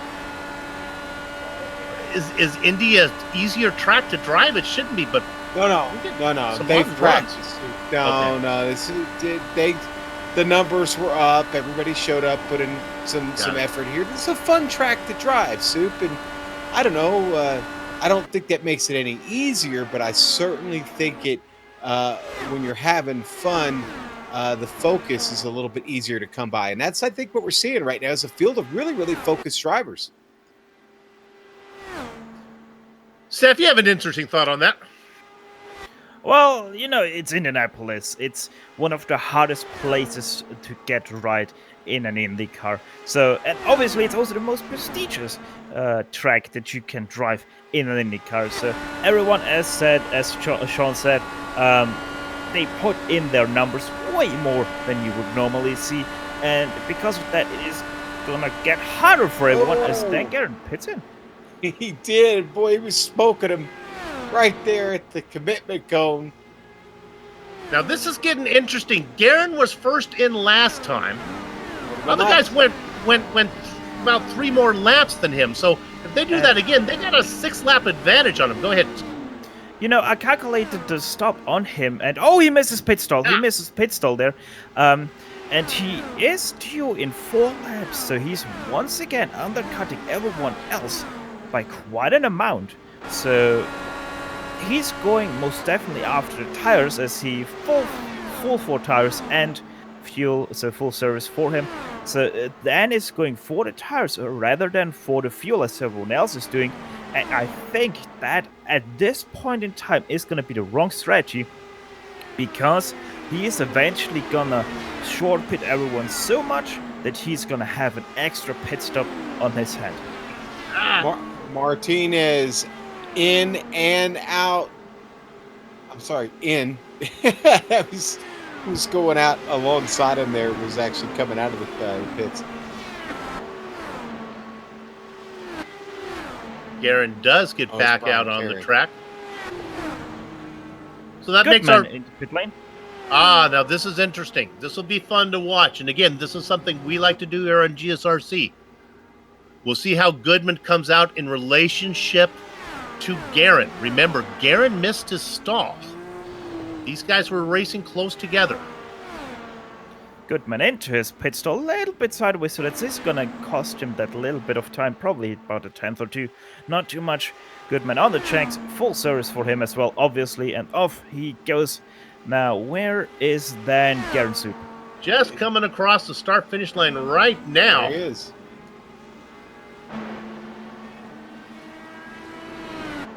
As he is now into corner number 1, as Goodman gets the car out onto the track, gets it up to speed. Well, I forget how far the access lane here goes in Indianapolis. Wow. It's almost a whole lap. And look at that. If Goodman can get it going, yep. Goodman cycles out in 13th, and he's got, Now, the other driver that was racing with these guys is Tony Schowen. Yeah, and he's already off his pit box once again. It's a very quick turnaround for Schowen, 9.2 seconds. That's 1.2 seconds faster than Dan Guerin there. So one heck of a stop there for Schowen. Obviously, Guerin with a little bit of a slide over his pit lane. But it is going to come down to Dan Guerin with the steam versus Tony Schowen on the short line. Guerin was able to get around Goodman on the front straight. Goodman hanging with him. But once again, Schowen gets out in front, But this momentum that Guerin, you wouldn't think that it matters, but Guerin's going to be really quick off of turn 4, and I wouldn't be surprised if he gobbles him up. Boy, that's a pretty substantial lead for Schowen, but here comes Dandy Dan Guerin. I saw him do this to Goodman before. Don't think he's going to get there before 1 this time. But he's there. Oh. So, Sean, go ahead. Scott Bolster just missed his pit box coming in. Might have even picked up some wing damage. I think he hit the wall when he slid into the pit.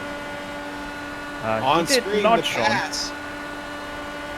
He was quite lucky there. He did not hit the pit wall there. Okay. So our leader right now, hoping that somebody would have hit the pit wall, is Joe Branch. Can we go to Joe Branch? He's in he's got some stuff going on around him because he's the slowest car out on the track right now. As Micah's just got around him, Weaver in this mix, and Wardlow. That's a battle for 14th. Yeah, that's a crazy battle actually right now, Sue. Yeah, Joe's has enough of this. Got to come in. I'm getting out of here. He went 33 laps is what Branch did. Careful, fellas. Careful. So that's everybody. We now actually have lost a few cars on the lead lap. It's finally these long flag stints. The leaders are able to get around, and lap traffic will start to be a factor here.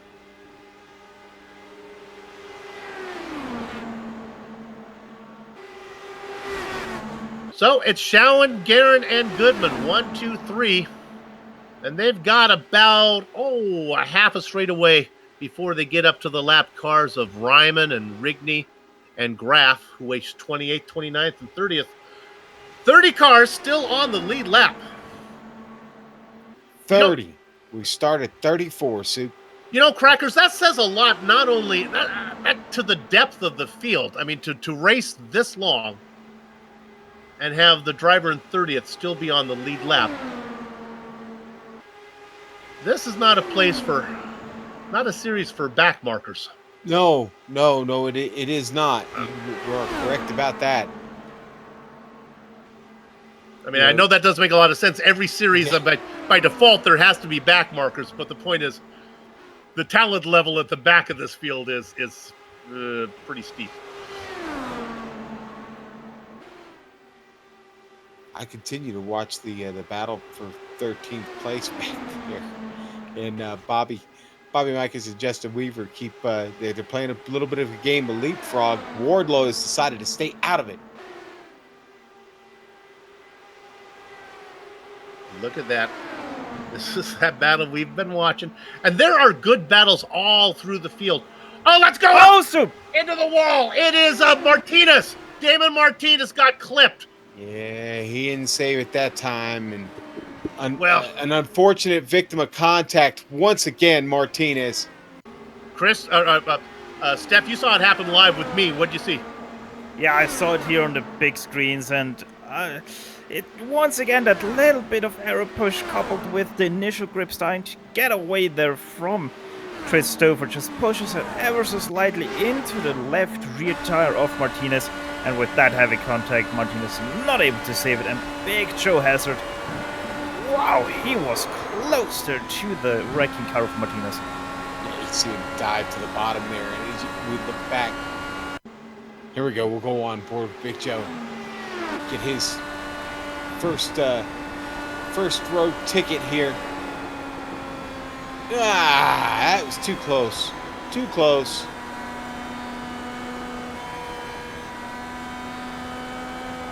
Now, Dan's undercut doesn't matter now, guys. Doesn't matter. Doesn't matter. But everybody comes in. Doesn't matter. Maybe not, though. No, everybody now comes. Maybe. You think everyone's coming? Maybe on one of these guys. Got 7, 8, 9 laps on these tires. You're coming in. You'll get 8 up on the restart if you don't. I'll tell you right now who will stay out at least watch for Samuel Ryman not to come in. He may come in and top off right at the end, but Sammy always does the... Joe Branch took his stop late. He might be the only one that would consider it, I think. I think everybody else too deep on their tires to even give it a second thought. Well, Goodman and Schowen and Guerin would agree with you. John Hill's a lap down. He's going to stay out, obviously. What'd I say? Joe Branch. Who's out there? Joe Branch, man. Yep. I'm starting to feel a little like my brother. Gee, he's a pretty smart fella. I'm not near as smart as he is. Well, like Steph said, when you run 3 laps longer, the first green flag stint, you run another 3 laps longer, you get a little advantage. I mean, 4 laps? Mike Rickney also stayed out. He just drove past me here at Samuel Ryman. So also there a point for you, Soup. Michael Goodman jumps there, won. Dan Guerin 2nd place, Tony Shaw in 3rd place, Christopher 4th place out of that pit lane. So yeah, everyone is gonna drive in, but a few people, we have to watch out for them because they are now on a completely different strategy than everyone else. And Sue, Sam did stay out. The difference of what's going on here, and we'll come back after break and tell you how this plays out. The difference between what Branch is going to do, I don't think Jenkins and Graf and Rigney are actually going to stay out. I believe they'll probably come in and top off. Joe Branch, I think, will be our leader when we come back from break. We'll take a short break right now. We haven't done so. We'll be back before we go green. Don't go far.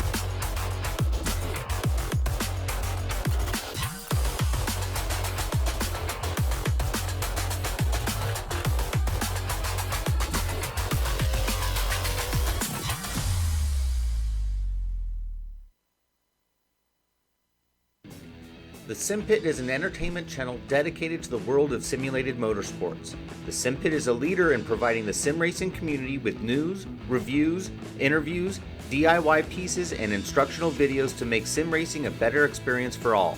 Check us out at thesimpit.com or go to YouTube and just search for The Sim Pit.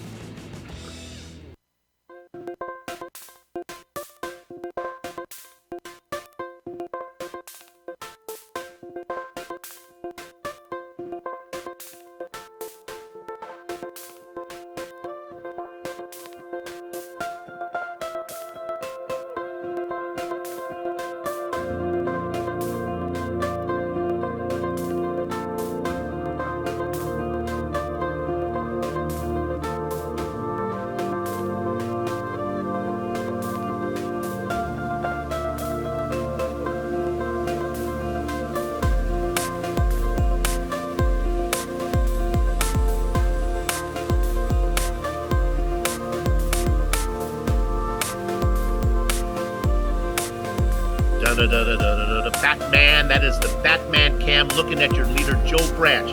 This is the iRacing Esports Network streaming cyberspace into your place. The Global Sim Racing Channel's coverage of the Thumbs Up Cancer Down presented by Dwarfs Candy Indianapolis 500, and we are back to green, working lap number 95. Joe Branch, who has used alternate pit strategy, has stayed out. Also staying out, Paul Jenkins, Tyler Graff, and Mike Rigby. They race up front. They are going to get gobbled up by Michael Goodman. He's got 6 laps fresher tires than the guys in front. 3 wide up front, though. New leader, Tyler Graff, fan favorite. Graff, noted for his ability not to get into trouble. Right now, out of character. Sean, here they come. We were just talking about Tyler Graff in 31st place here just a few minutes ago. On the inside, getting 1, getting 2, getting 3. Getting the lead, Michael Goodman. Ooh, the things he can do with fresh tires. Nevertheless, Tyler Graff tuck in behind. Maybe won't be able to make a pass, but maybe he can run with these guys.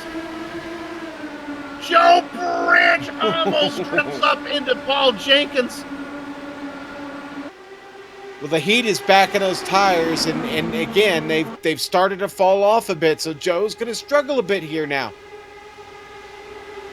Momentum on the top side. Especially in this wash. Ooh. Oh, drifted up is really still fighting it as Tyler Graff as he loses position after position after position. Now back into 6th as he gets freight trained underneath. The different agendas right now, and there's 4 drivers up there with old tires. It is really making things interesting. Goodman, Guerin, and Shout. It didn't take long for those 3 to get to the front. Brought with him Chris Stouffer. He's on fresh rubber. Here comes the Big Joe show.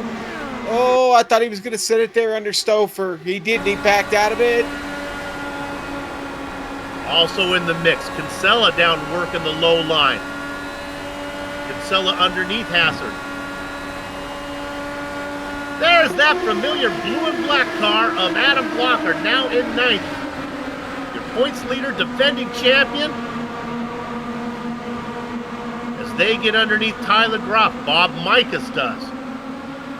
Boy, was I wrong about the advantage of fresh rubber. Gee, just a handful of laps. On that thumbs up, cancer down. Onboard camera for Jason Galvin. Some big time racing going on here, Sue. Oh my goodness. Guerin, Goodman, Schauen up in front. They have been the class of the field, and they continue to swap. I don't mean to cavalier what's going on up there, as Michael Goodman is now your leader. But honestly, they've been swapping a lot. When somebody else gets into the mix, we'll talk about it. Maybe Schauen. Kinsella on the move up to 5th. This will settle down when the tires go away, but right now everybody's out there. They've just put on their dancing shoes and their feet are still feeling comfortable. A little later on in the evening, they'll spend more time sitting at the table drinking. But right now, it's time to boogie. Guerin, Goodman, Schauen, you can see it on the tower there to your left. Well, not really, is it, Sue? No, not the time to boogie. Oh, no, okay, I got you. Guys, I have a little update on Mark Cohn. It did not get picked up by our cameras, but he had a little bit of a coming together with, that was Brian Carey a few laps ago. And yeah, his race is sadly done hard contact into the outside wall, nearly also into the inside wall out of turn 3.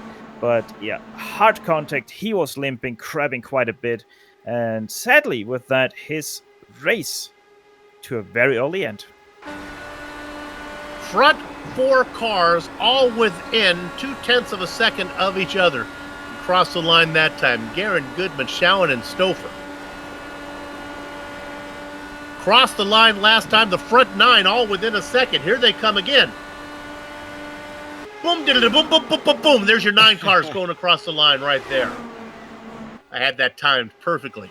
Yes, you did. Watched Drumline last night. That's a fucking preparation so I could boom, diddle, boom, boom, boom across the line. Come on, director.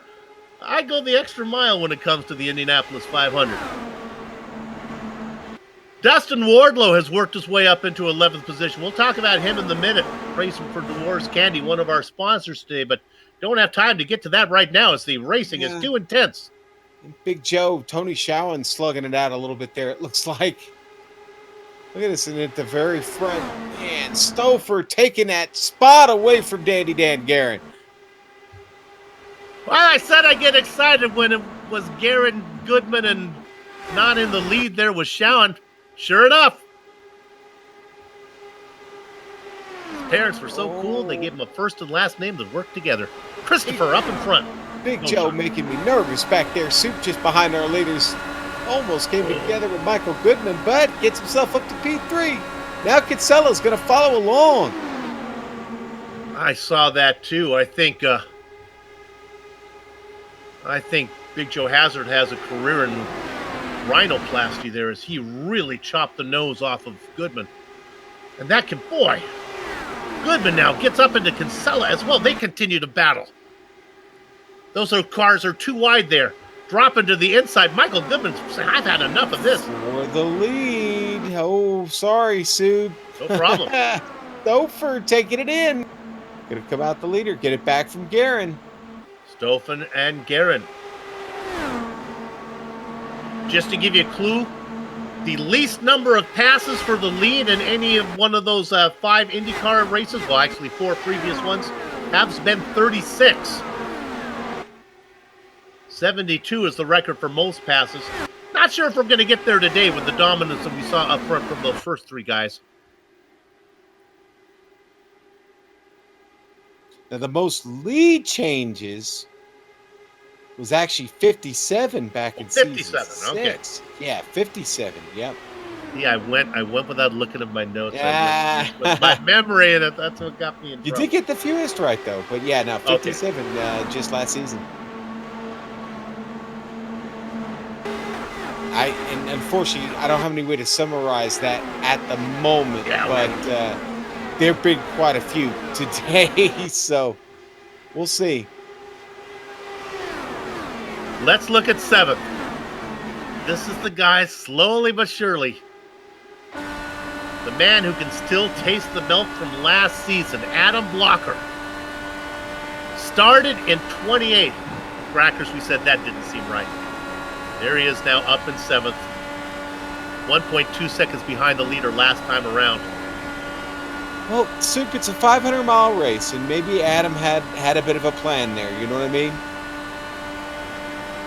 If you guys want to talk about Adam Blocker, you also have to mention the Conor Harrington story. Already up to P10, working his way already on P9, 33rd, plus 23 positions for that 44 machine. And as I said, he's going to be there at the very end. I like it when GSRC jumps on a story early and we follow it for 500 miles, and that's what we've done with Conor Harrington. An EOL penalty that he had to serve. Not to be confused with the Electric Light Orchestra, which is something totally different. And great. Thank you.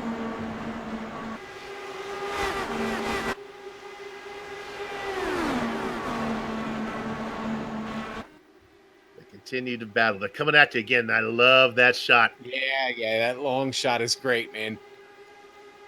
You can see him weave, looking for pressure. That blue car peeking out. You know what that was? That was Adam Blocker.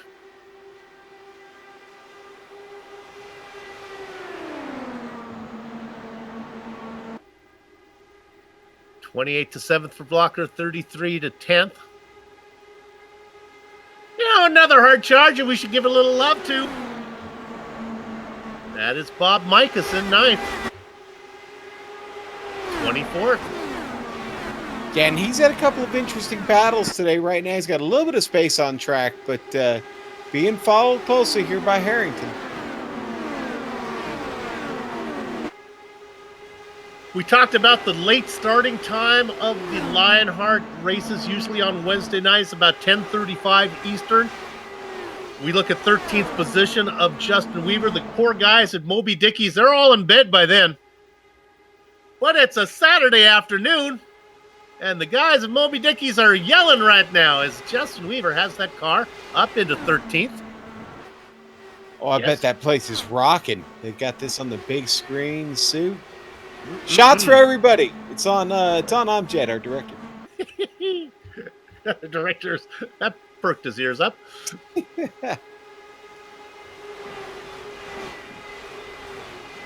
Unfortunately for Weaver, he started in 4th. Things have gone a little bit the wrong direction, but he's getting a feel for it right now.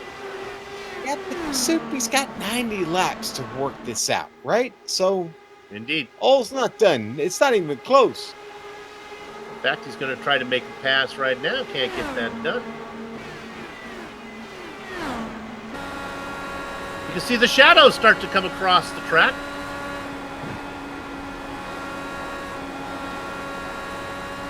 See if I can figure out the military time here. 17:45. That is subtract 12, 5:45 p.m. here in Indianapolis.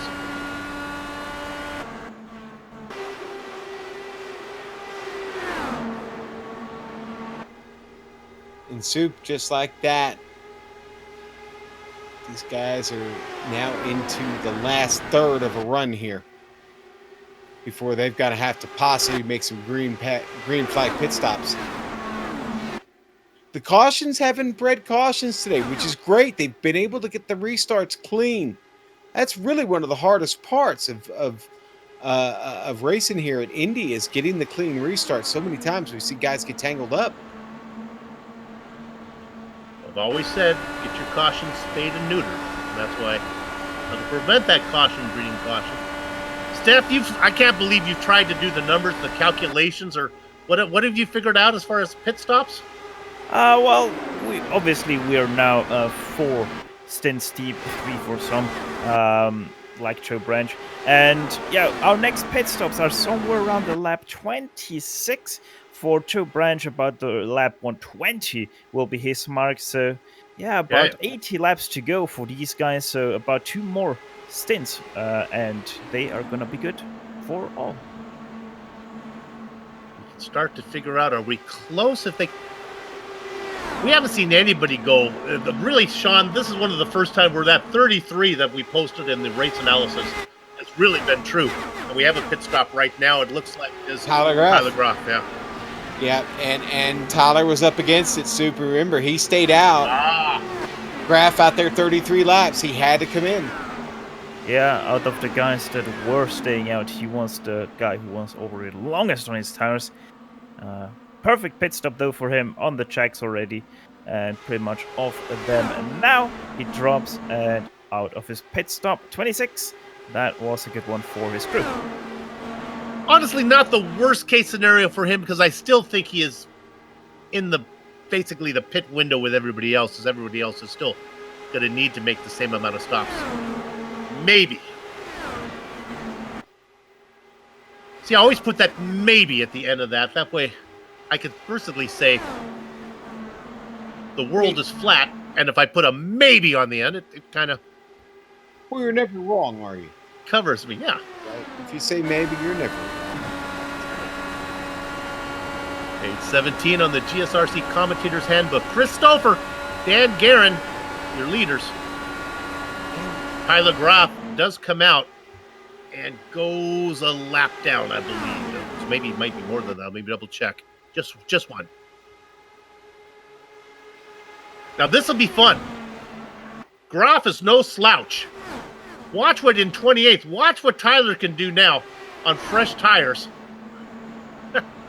Well, first of all, you got a guy with talent. Yeah, he gets around Guerin. He would like that lead lap back. He comes up on Stouffer.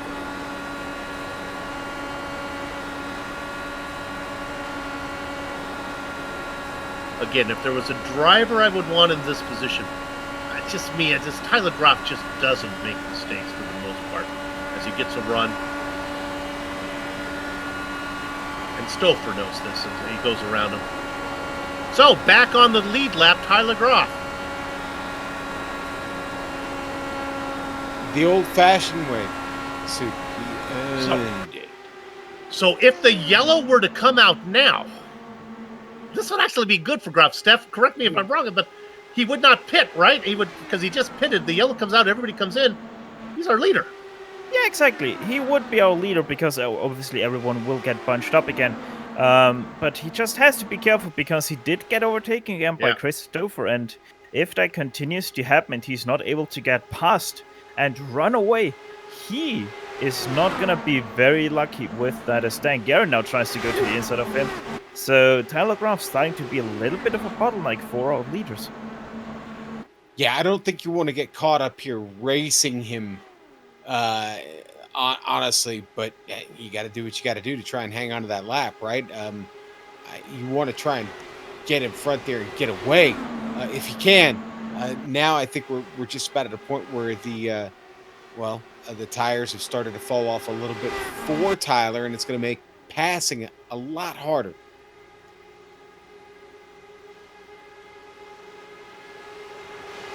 Well, before pit stops open, let me get this out of the way. Let's look at Dustin Wardlow right now in 13th position.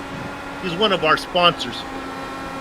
Now, if you're tired of the impersonal gift cards that you've been looking for a truly unique, you're looking for a truly unique gift idea, well, that leaves a lasting impression, get your trophy room ready, because DeWar's Gourmet Taffy Chews will have you looking like a champ. Now, you know what, Sean? Indianapolis opened. They had a balloon race in 1909. Do you know what else happened in 1909? I seem to remember that, Colombia, the country of Colombia, recognized Panama's independence. Yes, that's true. But that's not really well. Also, along with that bit of wasn't it? trivia, DeWars Candy opened their doors, and they have been shipping. They've been serving their candy to the local residents for many, many years, and now you can get their peanut butter filled taffy that's been enjoyed by generations of families dating back till 1909 can be shipped to you anywhere around the world. If you want more information, I'm telling you, for our sweetest sponsor here for the Lionheart IndyCar Series, DeWarsCandy.com. I get in trouble for not reading those straight, but okay, go ahead, Steph. Yeah, and speaking about being sweet, Tony, Sean, and Andrew Kinsella, sweet as it gets with that pit stop, in and out, splash and dash pretty much as fast as that fuel went in. And so with that, we are starting to get into the pit cycle, and I'm honestly a little bit surprised. We're in lap 21, and Joe Branch still out racing there.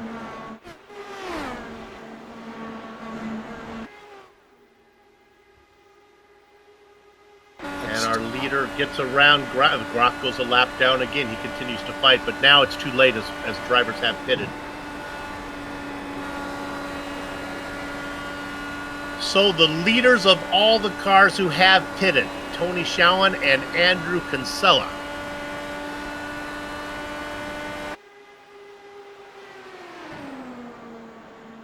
Yeah, and they find themselves on track together now. Racing in 20. I was checking in with Dan, and Dan right now is coming up against 30. I wonder if Dan's going to pull into 31 laps again, or if that strategy's over now with just under 80 laps to go. Oh, there's Jason Galvin. So is Jason pulling the undercut here? Schowen gets around Kinsella, working on the backstretch now. Steph, coming your way. Greenlee comes in with him. Yeah, Greenlee is coming in with him, as Sean said there. Jason Galvin into his pit stall a little bit slow into it, and also quite far to the right. So not the perfect pit stop for him. Gonna be a little bit slow for him as he drives away. Let's see, where is Greenlee? He's still driving down the pit lane, or already driving down the pit lane, rather. So Greenlee, I think that was quite a faster stop for him over Galvin. And Kinsella and Schowen go around Galvin, putting miles between him and the Bakersfield driver. So Kinsella still is the driver leading all the cars who have pitted as I say that. Schowen goes around him. And we were speaking about him. Joe Branch into pit lane now. Perfectly on his marks. 4 tires and some virtual fuel for his machine. Off he goes again. And that was once again a very good stop. Leaders are in. Stouffer, Guerin all coming in. The only 2 off the lead pack, Stouffer and Dan Guerin. So that is going to be interesting with how that is going to work out with Adam Blocker and Michael Goodman. Kinsella and Schowen get around Branch easily. They raced 19th, 20th, and 21st. So now another pass is Schowen. Guerin misses pit stall. Guerin misses his pit stall. Second time for him. That is not a very good record on 3 pit stops, missing it twice, and he's going to lose that position also to Big Joe. So now Stouffer is out on track. Is that what I heard, Sean? Yeah. Yep. Stouffer comes out ahead of the guys we've been following. Stouffer, it looks like going to be Stouffer, Big Joe Hassard. Guerin, even with the mistake, is going to cycle out a third of all the cars who've pitted. Kinsella and Schowen are coming as they start to gain on Guerin. They have momentum. Oh boy, this is going to be a huge battle here. As they come out of 4, side by side, Cialis bathtubs are Big Joe Hassard and Daddy putting the toothpaste back in the jar is Have a Catch Kinsella. Woo! Boy, and did he rattle Big Joe Hassard's cage there or what? Wow. That's an attention getter. They get around the other cars that have pitted. Michael Goodman comes out. He's passed by Schowen and company. Stouffer in 5th. Kinsella in 6th. Guerin behind them. Your leader, well, I guess, has everybody pitted now? So we see Blocker, Weaver, Beard have all come in. Everyone has pitted, and Adam Blocker leads everyone out again. So Blocker jumping Justin Weaver. Blocker's out. Yeah, you got it. Blocker's out. Going around him now is Stouffer. But I think that's it. Look at that Dodger blue car of Adam Blocker. Started 28th, finds himself in 3rd with a full tank of gas, fresh rubber. But ahead of steam has Dandy Dan Garrett.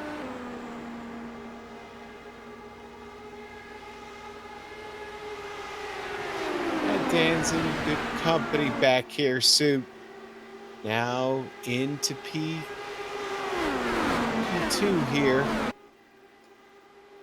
Big Joe's the one I'd be concerned about if I'm these guys, because Joe driving maybe with a little bit of a chip on his shoulder after that cage rattler there from Kinsella. There he goes, taking a look at the lead. Give me 2, baby.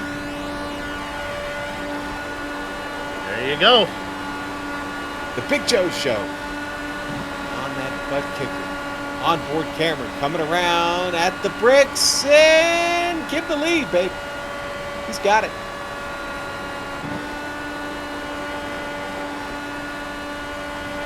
Love that onboard camera looking back. This is not a good track for a butt kicker to be a sponsor, because this Indianapolis Motor Speedway is so smooth. You really don't get your money's worth. If you had a butt kicker, you really want to.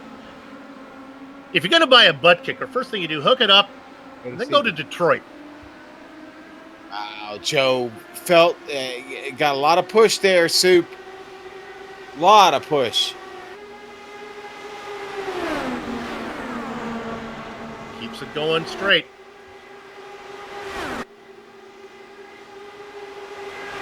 Passer, Stouffer. You can see the tower to your left. Guerin, Blocker, Kinsella. Pass for the lead. Watch a change on the tower. Bink.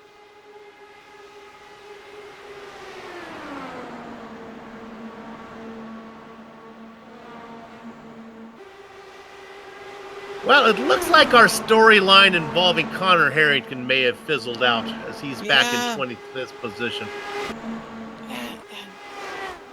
70 laps. Sure, what happened? Yeah. Yeah. Oh. Maybe a speeding on pit road there, so what we're hearing. Yeah, pretty sure he did speed there on the pit entrance. Sadly, really sadly, because he was already up to P9 and now all the way back to P25. But still, 70 laps to go. See? Haste makes waste, boys and girls. Steph, how do you say haste makes waste in German? Is it just as catchy? I have no clue. Okay. Simple as that. I don't even know how to translate that into German.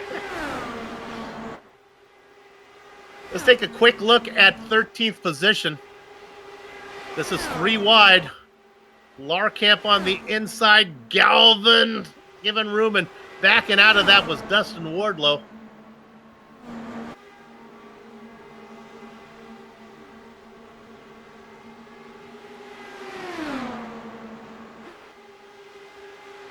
It has been a quick one. I don't mean to jinx it, but we are closing in on the back third of this track. Yeah, we really are. Still fighting just as hard as they were in the beginning. Showen trying to move back up through this field. Supers were on board with Dustin Wardlow. Showen making some big moves back here with Bobby Mikas in the mix. Trying to hunt down Goodman. He did. Showen took it in deep, and then the car really washed up, and Mikas thought he might be able to capitalize this as well. I can't get over the run that Bob Mikas is having. For years, we knew him as Robert. I'll tell you what, he's been honestly much more competitive as Bobby.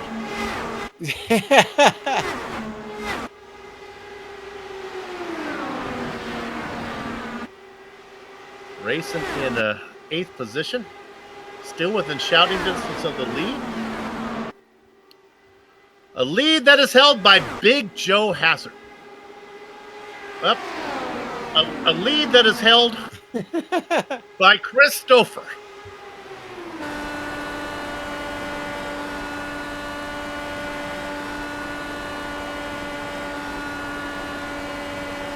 Four cars running up front. Well, Soup, you keep this green. Get done. One more stop here. Oh, guys, one thing I just saw, because Joe Flanagan had to park his car behind the pit wall. He got involved under the pit stops. We totally did miss that. In a wreck in pit lane. And I was actually George Ansaldo who spun his car out of his pit stall. And yeah, Joe Flanagan knew where to go, and he got the worst of that. George Ansaldo still racing, but without his rear wing somehow. Now, I don't know if Flanagan is Irish or has Irish descent, but my guess is no, because he's got to be one of the most unlucky drivers. If there is indeed anything to do with luck of the Irish, there is none there. Yeah, somebody needs to do like one of those DNA tests on him, because he doesn't have it. Came up a clover leaf short there, Soup. He did.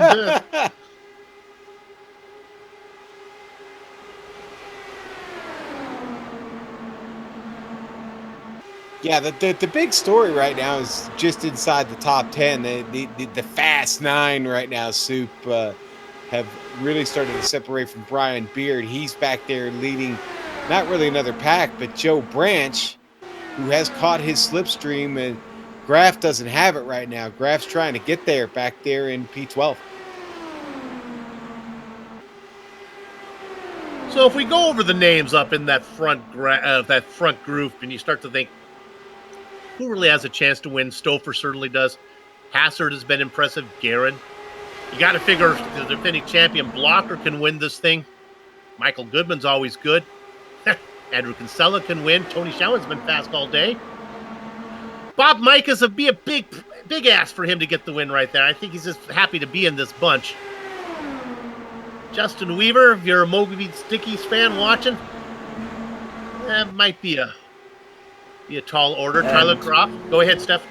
Yeah, interestingly, Tyler Groff is in the pit lane. Little bit very early from his first pit. Only 20 laps, but it seems like probably he's counting backwards. Yeah, if you do what would be like 30 and 30, if you get to lap 140, or in this case, like 138, 31, 31, that gets you there. And you know what? He probably realizes, because we saw him do this, it's almost like road racing, where he came out with fresh tires and was fighting for that lead lap. So in road racing, you want to pit as early as you can. If you can do it without going a lap down. I think Tyler Groff will go a lap down this time, though. You're saying it, road racing, but this is Indianapolis. Here you want to pit as late as possible.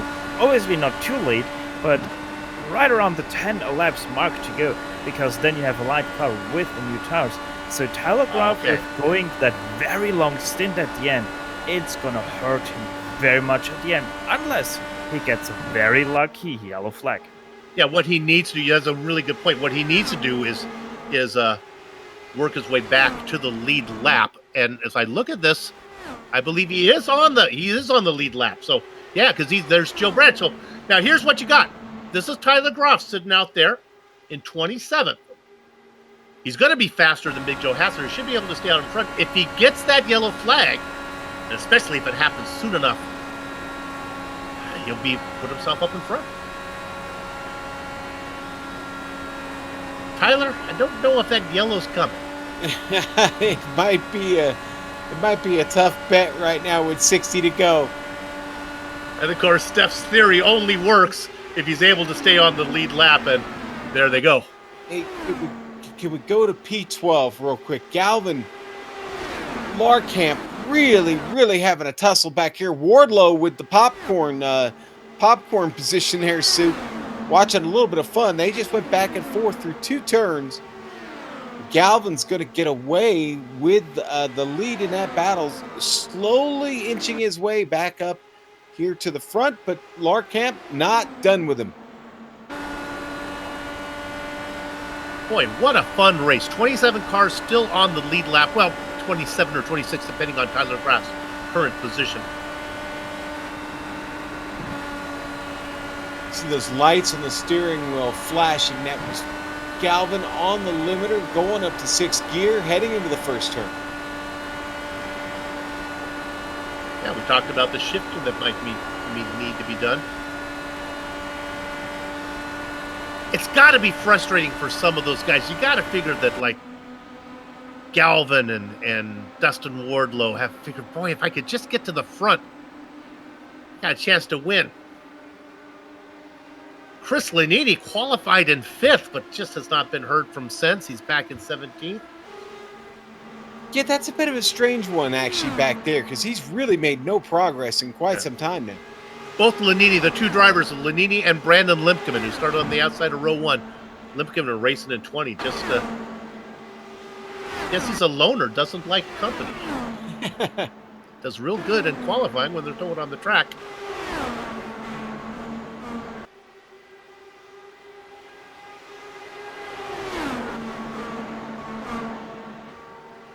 Again, go ahead, Steph. I just wanted to jump once again on that Tyler Graff story. He's, as I pretty much predicted, he's going to get swallowed right now. He's already 4th in line in that lead car pack, and Adam Blocker is starting to run up to him. So Tyler Graff, it was a good thinking strategy, but sadly for him, only on paper. Well, we'll get one more chance to do it, right? There's another pit stop coming after this one, so I'll have that opportunity again as we have a pass for the lead. Big Joe Hassard gets there. Everyone within the window now. They pit, and then one more after this one.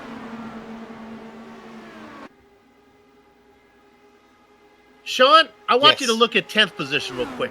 I'm there. Does Branch, did these guys, Branch and Beard, who's putting on a show, can they get to they're like 1.7 seconds back? They can, Sue. Now, they may have to stay together here, though, until the pit stop. I'm afraid that the cars have gotten a little bit too deep into the run here for that to matter. I don't think they're going to be able to do it right now. Brian can't get as close to Joe as he'd like going into these turns.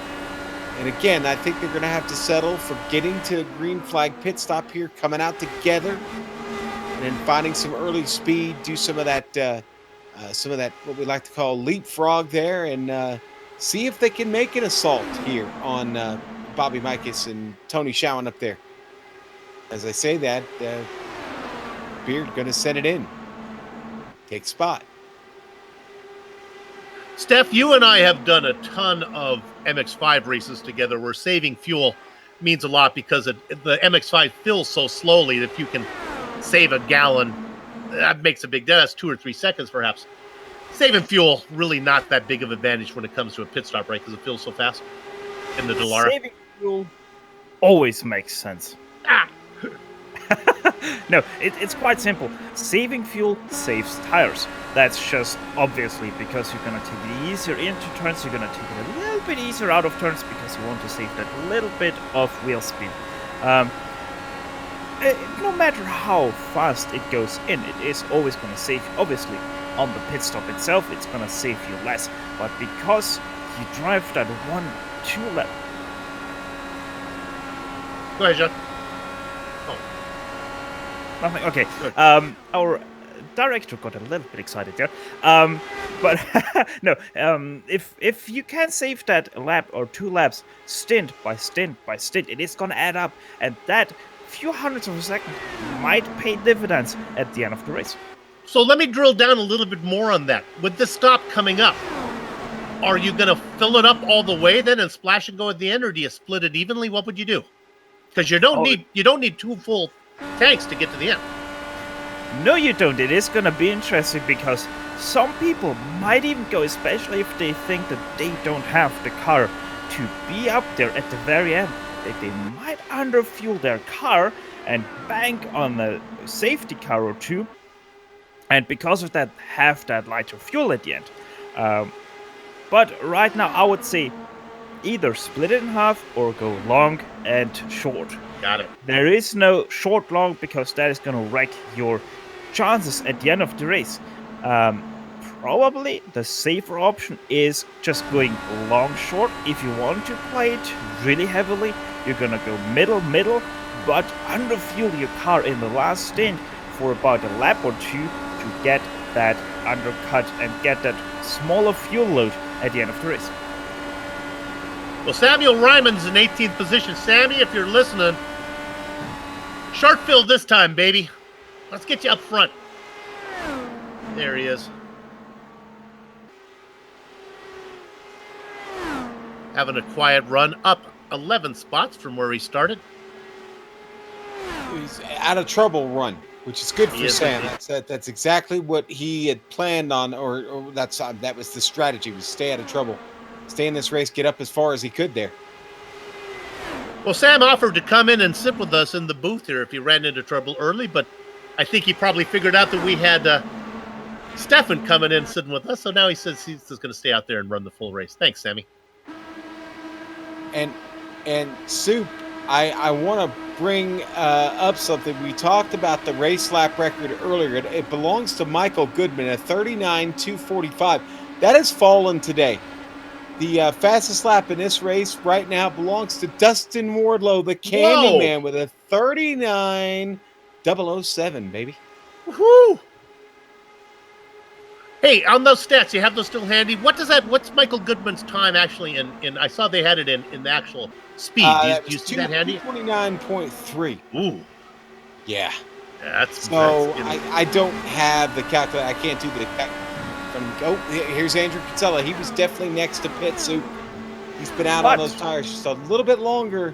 Big Joe, Tony Shawan all coming in with him. Partners, Exactly, looking Sean. for dance partners. Go, Steph. Yeah, we've got some dance partners here. Kinsella, Big Joe, and Tony Schoen in the pit lane. If everyone does miss their pit stops, like Tony Schoen does, they will come out together again. Tony Schoen will have that little bit of a longer stop, which will cost him because he was the last car in that pack. And there you go. That is already quite a gap between him and the two cars ahead of him. Hassard coming out first of those group. Remember Kinsella? He was one of the early pitters on the last stint. So he's going to go, let's say you can go 31. He's going to come in. He'll need about 17 more laps of fuel. That's about a half a tank. Joe Branch in the pit lane. He is underfueling his car, or rather short stopping here because probably going off the tires rather than the fuel perfect onto his marks here in that number 28 pit stall. 4 tires and some virtual fuel. Off he goes again, spins his tires, get that sticker off that tire and off the pit limiter. Hassard, Big Joe Hassard coming across the line right now. He goes around Joe Branch. So Hassard continues to be the leader of all the cars who have pitted. And Kinsella gets Branch as well. Your leader, Dan Guerin, Chris Stouffer, or Chris Stouffer, Dan Guerin, depending on when you look at it. Right now it's Stouffer.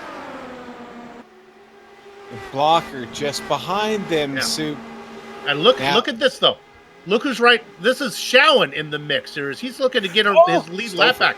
Go. Pit lane, and he completely sped the pit limiter there. I would be surprised if he doesn't get dinked for that. Oh, yeah, Let's have a look as he pulls into his was pit hot. lane. He was way hot, Steph. Yeah, he was super hot there. Yeah, and he's standing. That's a 15-second penalty for him. Chris Stouffer with that out of the lead battle for good. Wow. I Yeah, had you him know at what? about 72 when he hit the line. You It's know what? 60. That was a 30-second stop and go penalty right there. Guerin is in. Now, this is interesting. He was a car length ahead of Tony Shawan. Trouble with his pit stall all day.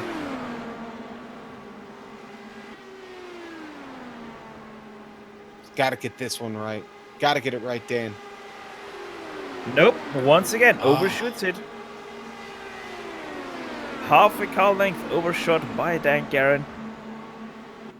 And that is going to cost him yet again a few tenths.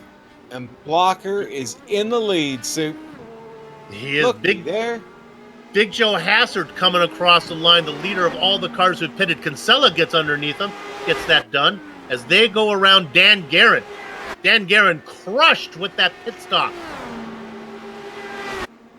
Kinsella in 9th right now. He gets passed by Big Joe Hazard. Yes, Adam Blocker is your leader, but we at GSRC know where the action is, and it's right now. It's Big Joe Hazard and Kinsella as they race for 9th. And they are on the lead lap. If the caution were to come out now, they would stay there. 15 cars on the lead lap. The Candyman, Michael Goodman, Bob Mikas, heading towards Steph. Yeah, very important stops for everyone right now. Do not screw up that pit entrance. It's Indeed. so very important, like we saw with Dan Garrett, like we saw with Stouffer missing that pit stall. And pit limiter, Michael Goodman does not. A little bit to the right. That is also going to cost a few tenths for him as his pit crew has to adjust. But they're already finished with the pit stop, and off the pit limiter he goes. They come out onto the warm-up lane, but going by on the top side. There goes Kinsella. There goes Big Joe Hazard. Joe Branch in there as well. There is another car in that mix. It's Brian Carey. He's a lap down. Big Joe Show going for the lead into turn 3, and he's got it. Truth be told, that is a pass for 3rd, but yes, it Third, is the yeah. lead. Yep, no, I'm with you. As we are still waiting for Adam Blocker and the Moby Dickies machine to make their stop. We're going to go one more. They are indeed. This is not only costing them as far as, I guess they can go longer, but their pace is so bad compared to the guys who have stopped. I'm not quite sure. I guess they'll be faster later because they'll have newer rubber, but my gosh. Adam Blocker, he's doing the perfect strategy right now. He is probably banking on that yellow. Go long and then take that short last stint.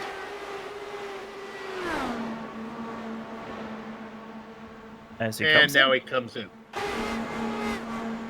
Weaver behind him. Now, I don't think he has any chance to get out in front of the guys up in front of Hazard, Kinsella. Maybe, though, getting in front of Guerin, it'll be fun to see. Well, Kinsella just got back around Big Joe, actually coming out of turn 2, down the backstretch. Big Joe going to the inside into 3, Soup. They are putting in lap times. These guys are just swapping, trying to get laps. And Dan Guerin actually did put up the new fastest lap of the race, just last lap. Again, another pass for a spot. This time Kinsella gets underneath Big Joe Hazard. Now coming out on the track is Blocker and Weaver. They're out there. Well, I forget that. It's such a long pit entry here, but they are out in front. But here comes Kinsella. Look at this. Hang on. The Moby Dickies machine in second with the momentum on Blocker, looking for the lead. Not only is the Moby Dickey machine going to have the momentum off of 4, but there's no room for Kinsella to put the car. Or is there? Apparently There there it is. is. He goes down low. Blocker Wow. wants none of this. Kinsella with the momentum gets it. Weaver, who was in second, had visions of the lead. Thought he would have it as he went around Blocker, only to find that Kinsella had snaked him, but he's not done. Oh, my. Flying by the seat of our pants here on the Global Sim Racing Channel, Soup. Everybody at Moby's Dickies, remember to tip your waitress as Justin Weaver fights for the lead off of 4. The defending race winner last time out, Adam Blocker, sits in 3rd. His teammate, Andrew Kinsella, is the leader. Joe Branch, Big Joe Hazard, in the mix. 5 cars up front. The 6th one in line, Brian Carey, does not count. He's the first car 1 lap down.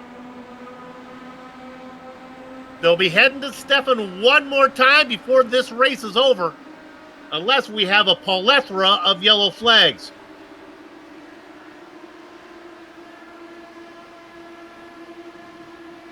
We hope you have enjoyed the broadcast here, brought to you by the Global Sim Racing Channel, streaming cyberspace into your place via the iRacing Esports Network. Cialis Bathtubs, out of corner number 2. Weaver trying to get it done. Kinsella with the advantage. The momentum to Adam Blocker. He's a-coming, and he's a-coming fast, but the track here at the Brickyard is not wide enough. 36 laps to go. Adam Blocker trying to put his name in the record books and become the second 2-time winner, back-to-back winner here in the Lionheart Indy 500, and join Staff Sergeant Goat for those back-to-back wins. It would surprise no one if that were the results when the checker flag waved. Justin Weaver, Andrew Kinsella have other things in mind.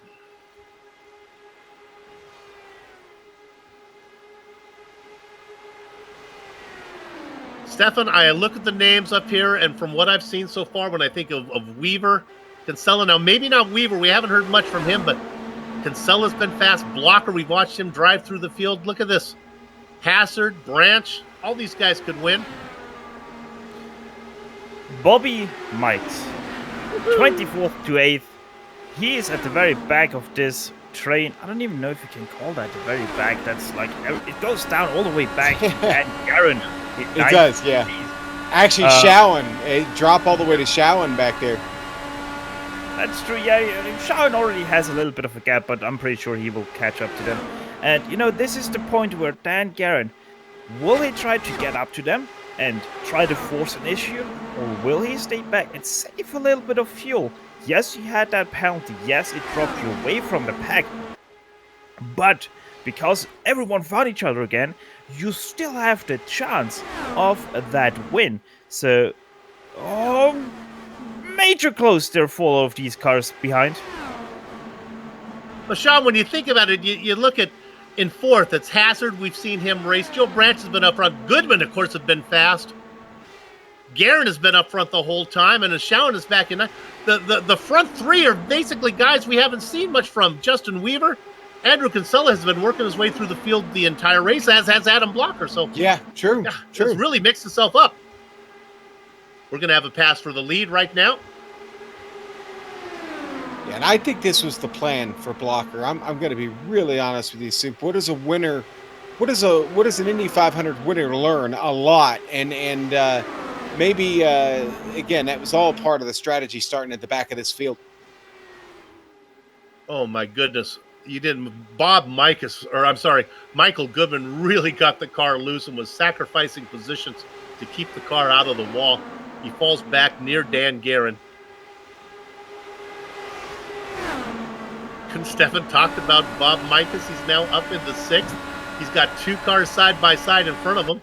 Joe Hazzard gets the momentum on the top side around Joe Branch.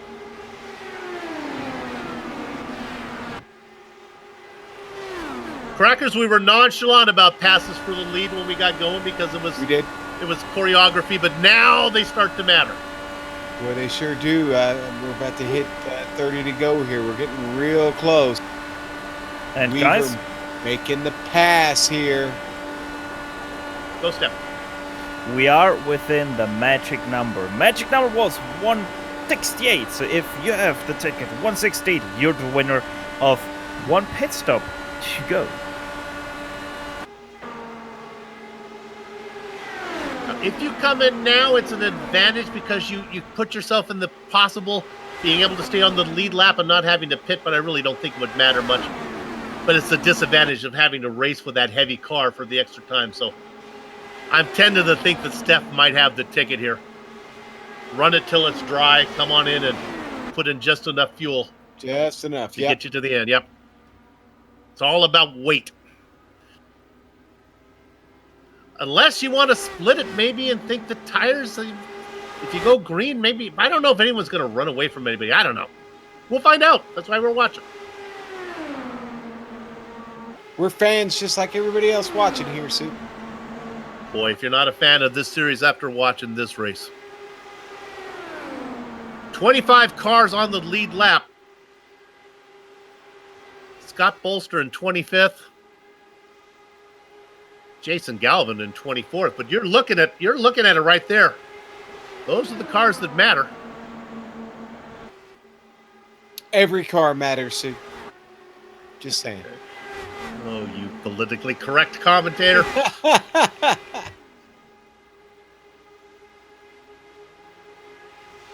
It is an 11-car train up front. If you're watching and counting and trying to figure out what's going on, one of those drivers is Brian Carey. Again, he's the leader of all the cars one lap down. He's at the back of that train. Wow. And Dan Guerin, boy, with a big save coming off the turn behind Bobby Mikas. That car washed up. He pulled it down, yanked it down the track, and now battling him for that spot. Nah, it's not going to work. We'll take a look at this one again. Watch this. On the front straight. Go ahead, Sean. You saw it. Yeah. Dan getting in the wash here, and car gets right up to the wall, man. That was a close one. And he pulls it right down under Bobby and comes up alongside, fighting him for that spot. But Bobby's got it back right now. We come back live. Garrett's got to be figuring, gosh darn it, 127 laps. This is not where 173 laps. This is not where I want to crash. Bobby kind of pitching him. Bobby was kind of pitching him right there up against the wall, Soup. Garrett has enough of Mikas now. Yeah, he needs to dispatch him here because any chance of getting any further has got to get away from Bobby Mikas. Hey, Steph, got one? Got a couple coming your way. Jason Galvin, a lap car, and Big Joe dropping off the lead pack there, taking his last pit stop, 173, his lap of choice. So he's obviously good to go with 27 laps in his stint, so a little bit shorter for him. And remember, he was the first one to pit last time, so he is probably already running dry. The Big Joe show got no friends. No friends. He comes in by himself, but he is going to follow Jason Galvin out. Galvin's got pace, so that's good. That's gonna be good for Joe. Absolutely. None of the leaders come in though. Boy, Kinsella and Weaver are just out there swapping positions easily. And there you see it again. All this is doing is just running them away from the driver in what would be 11th position. Larkamp. Race control coming across, stand. Everybody now be quiet as we're getting close to well, he didn't say it, but close to boogie time. They want him to keep the chatter to a minimum.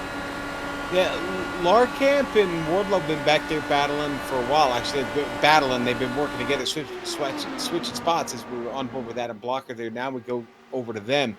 This has been their little tango. The two-car tango here for them. That's Tyler Graff right behind them. Of course, Tyler back there battling from a lap down, Sue. See if any of the leaders peel off towards Stefan this time. They do not.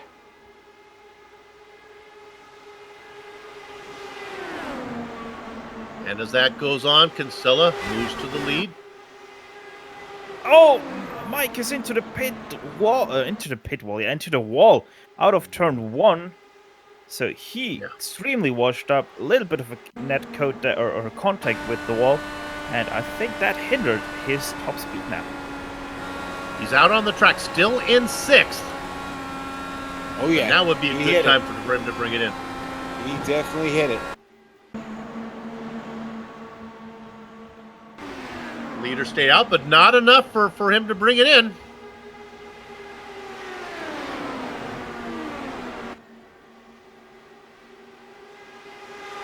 Boy, I don't know What would be interesting is the lap times that Big Joe Hazard is putting in. We can't forget about him. He's had a long stint, but he's been by himself, right? Well, I guess he's been in the mix. He's got Bolster and he's got Galvin helping him, I guess. Well, that's it, right? Big Joe came in, he pitted before everybody, and now he's following, or was following Galvin. Now Galvin's going to come around, but these two are going to play leapfrog. They're going to work together. This is Big Joe's best chance here. But I got it. Oh, there, we can look at the times. You can see the comparison between the two. You would think that, that new tire. Oh, that's a wreck. And there's the caution. Boy, Joe Branch hit it hard. Wow. Boy, it was a long time coming, and it's with Dan Guerin, right? It is. And it is. Guerin involved in it, too. That's the end of Dan's hope for a win here in the Indianapolis 500. Wow. Watch how close together they were for how long. This was an accident that was going to happen 300 feet back. Should happen. Oh, I think he put it in the wall and bounced back in.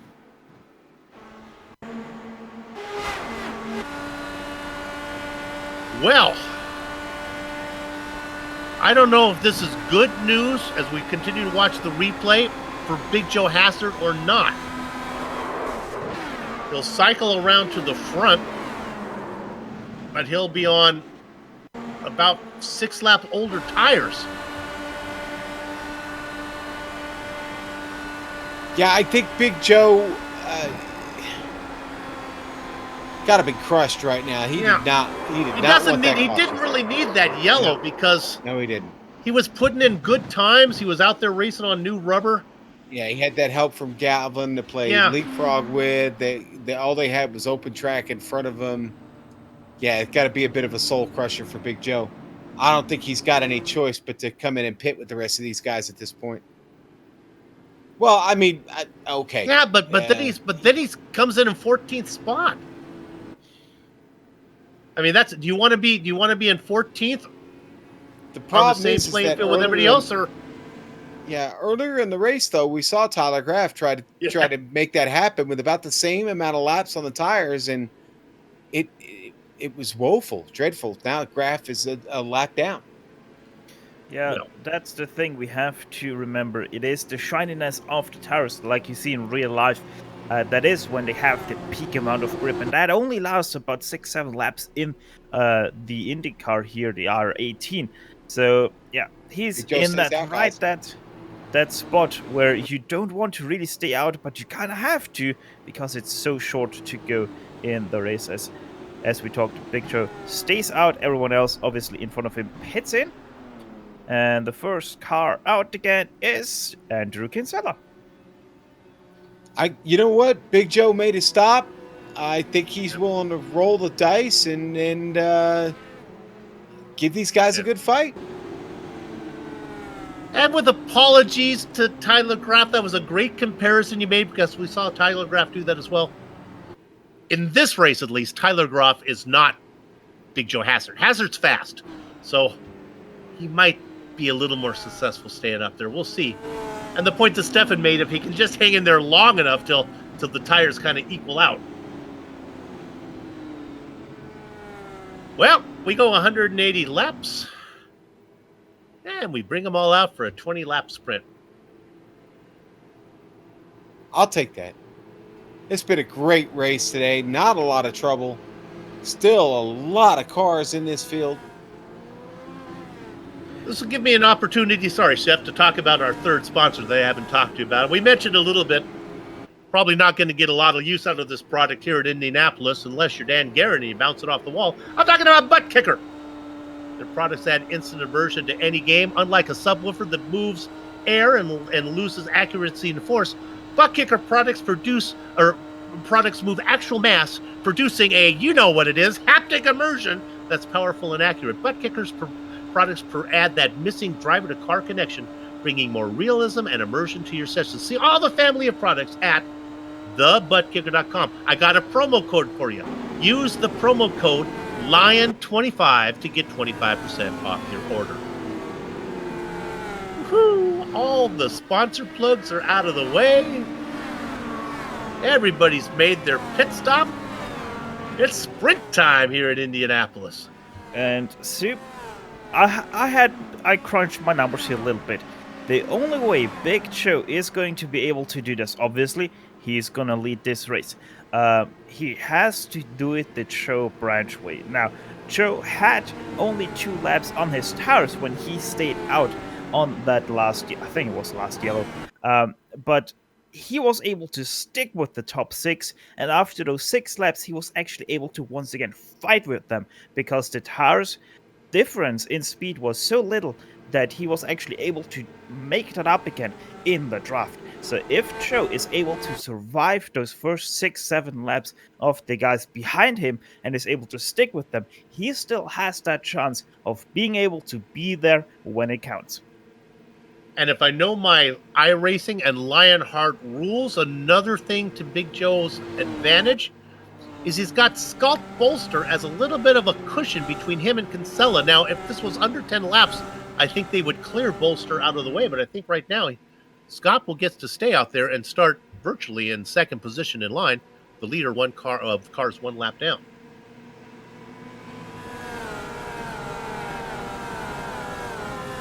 All right, the lights are off the pace car. Crackers, I'm going to give you the honors because we know what time it is, baby. Now? Yes, now? Now. The lights are off of the pace car. Let's drop that disco ball down out of the ceiling, baby. It's time to boogie. Big Joe's got the field at the bricks. The cushion that was Scott Bolster. Bolster pulls out of the way. He doesn't want any part of this. Big Joe Hassert on 7-lap older tires out in front. Andrew Kinsella, who's come up from 18th position, racing in second. The Moby Dickie's machine started in 4th, fell farther back, is back up front, and here's the pass for the lead. See you later, Big Joe. Have a catch out in front. He brings along with him Moby Dick. No room for blocker. Yes, room for blocker. Down to the inside. 3 wide across the line. Oh. The defending race champion, Adam Blocker, out in front. A battle for third is intense. Michael Goodman gets under Justin Weaver. Big Joe back there, 3 wide below him. Bobby Mikas. Goodman took a peek down in third to try to get there. Kinsella now out into the front. Weaver on the top side, back in fourth. Hassert is able to hang in there. He's in fifth, looking to go 3 wide. Big Joe to the inside. You could not fit 5 cars closer together than right now. Big Joe from the 5th spot, and he makes it stick. Can he make it stick through 2? Oh my goodness, look at the confidence that Andrew Kinsella has. But all that nonsense leaves the inside line open for Adam Blocker. 3 wide into 3.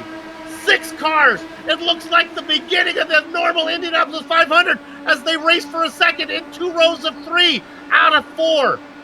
It's Blocker. And there was almost contact at the back between Justin Weaver.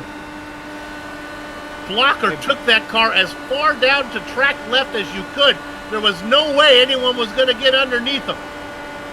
A classic case of put on the reggae music. You're going to pass me, you're going to have to do it I. Kinsella now trying to get underneath what would be the car of Big Joe Hassert. Look what Hassert has done on those older tires. Hanging on in second.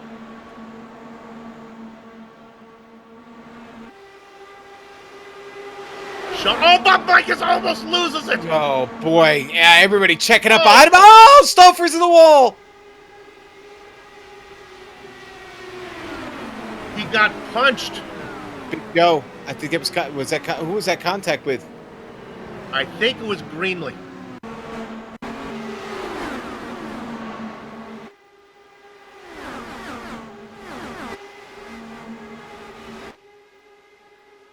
We're going to try to find this replay. Boy, things were heating up. Mike has got loose, and honestly, I don't know if it was a checkup from that. I really thought Micus was going to put it in the wall. Well, it was And as it was Micus. Well, it wasn't him that had the contact. It Yeah, was that's actually. Greenlee. I think it was Brian Greenlee. Yeah, that got it was Greenlee. Yep. Here we go. On board with Wardlow here, Soup. This is On what that our, DeWars on board camera. what our director has found. Oh, look at oh! Boy, he didn't even have to duck for that one. There was some altitude on that baby. Well, with that all said and done, Yeah, you're going to see the contact here from behind. Boom, right up the track, into him. Stuffs Stouffer in the wall.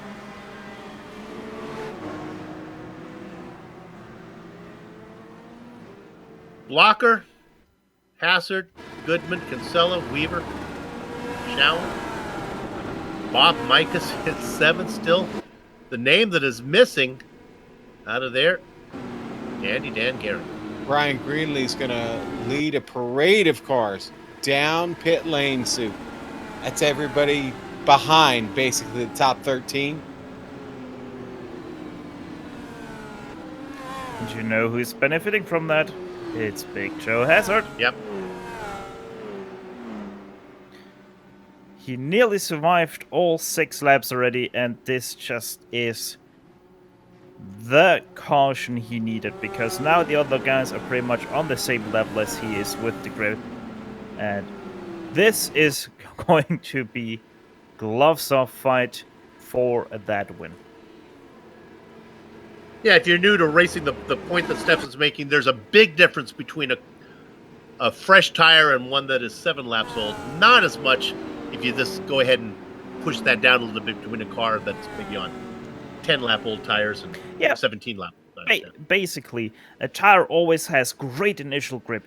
That starts to drop off quite fast. Like in qualifying, you see the cars really put it out, really punch it in, and then they lose that initial grip because it is the first few millimeters of the tire, and then they start to get into that very grippy, but not as grippy anymore, and that's when they slowly start to decrease in pace. You always feel that like you're always gonna decrease in pace. The car is gonna push that little bit more. It is gonna slide out that little bit more out of turns, and that is when the tire really starts to get close, no matter how many laps it's in. But once that initial grip is off, that difference in the speed of the tire alone is going to decrease by quite a lot.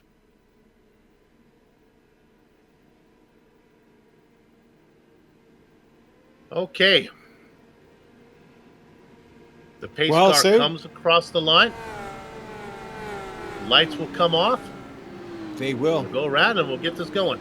With 11 to go, man. 500 miles here at Indianapolis Motor Speedway and only 11 laps to go when we get the green. Tell you what, Big Joe, maybe a little good karma coming back on him, because that last caution flag was not the one he wanted to see. The one we got now is the one he wanted to see. And, we continue to talk about it, about how things have kind of evened up the playing field. It's all good for Big Joe here. He's got some really fast drivers behind him, though. And I expect to be this restart just an angry hornet's nest of Dallara IR18s all over the track, Sue. Well, this is what we came for. Yes, it is. Adam Blocker started in 28th position, your defending champion. Both as a champion in the series and at this race. Yeah. We talked about what Hassard has to do on a little older tires. Goodman has been quick. Kinsella has worked his way through the field. Weaver has been up and down the order. All of these guys could win it. Showen has been fast. Bob Micus, we kind of undersold him, but he's back there in 7th, waiting for the opportunity. Got to be happy with the way this is going. The beautiful Medina Mendes pulls the pace car in, perhaps for the final time. Let's get ready. 11 laps of racing to get to the checkered flag. Adam Blocker is your leader. They string out a bit. Good start. Not bad, not bad. 22 cars on the lead lap. Working on the top side now. Big Joe Hassard. Let's see how this plays out as they come out of 4. This could be a precursor to what we'll see at the end. Look at Blocker defend the inside. Blocker was first to the line. 10 to go.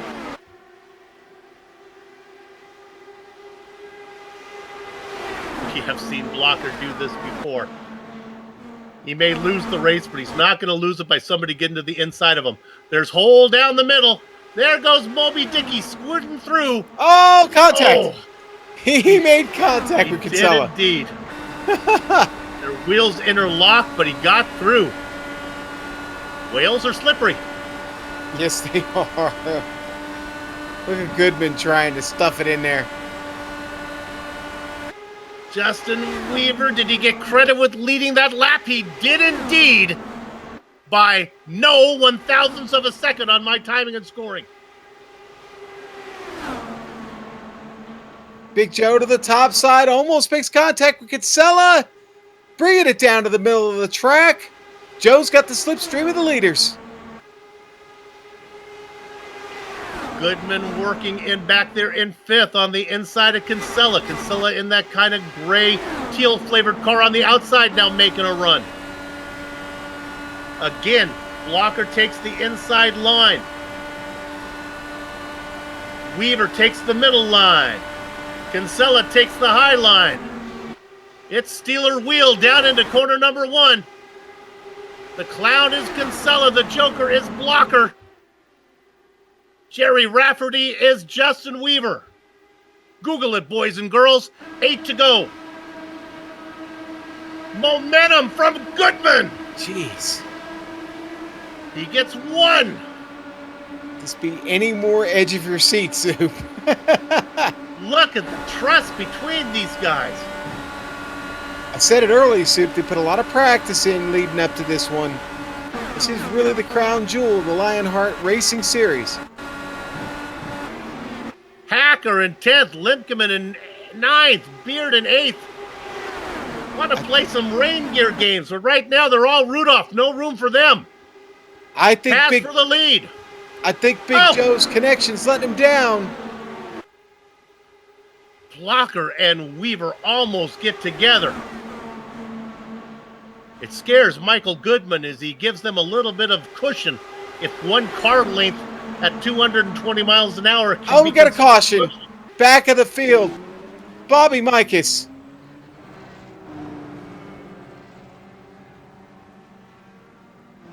Oh, Jason Galvin, I don't want to put the blame on you, but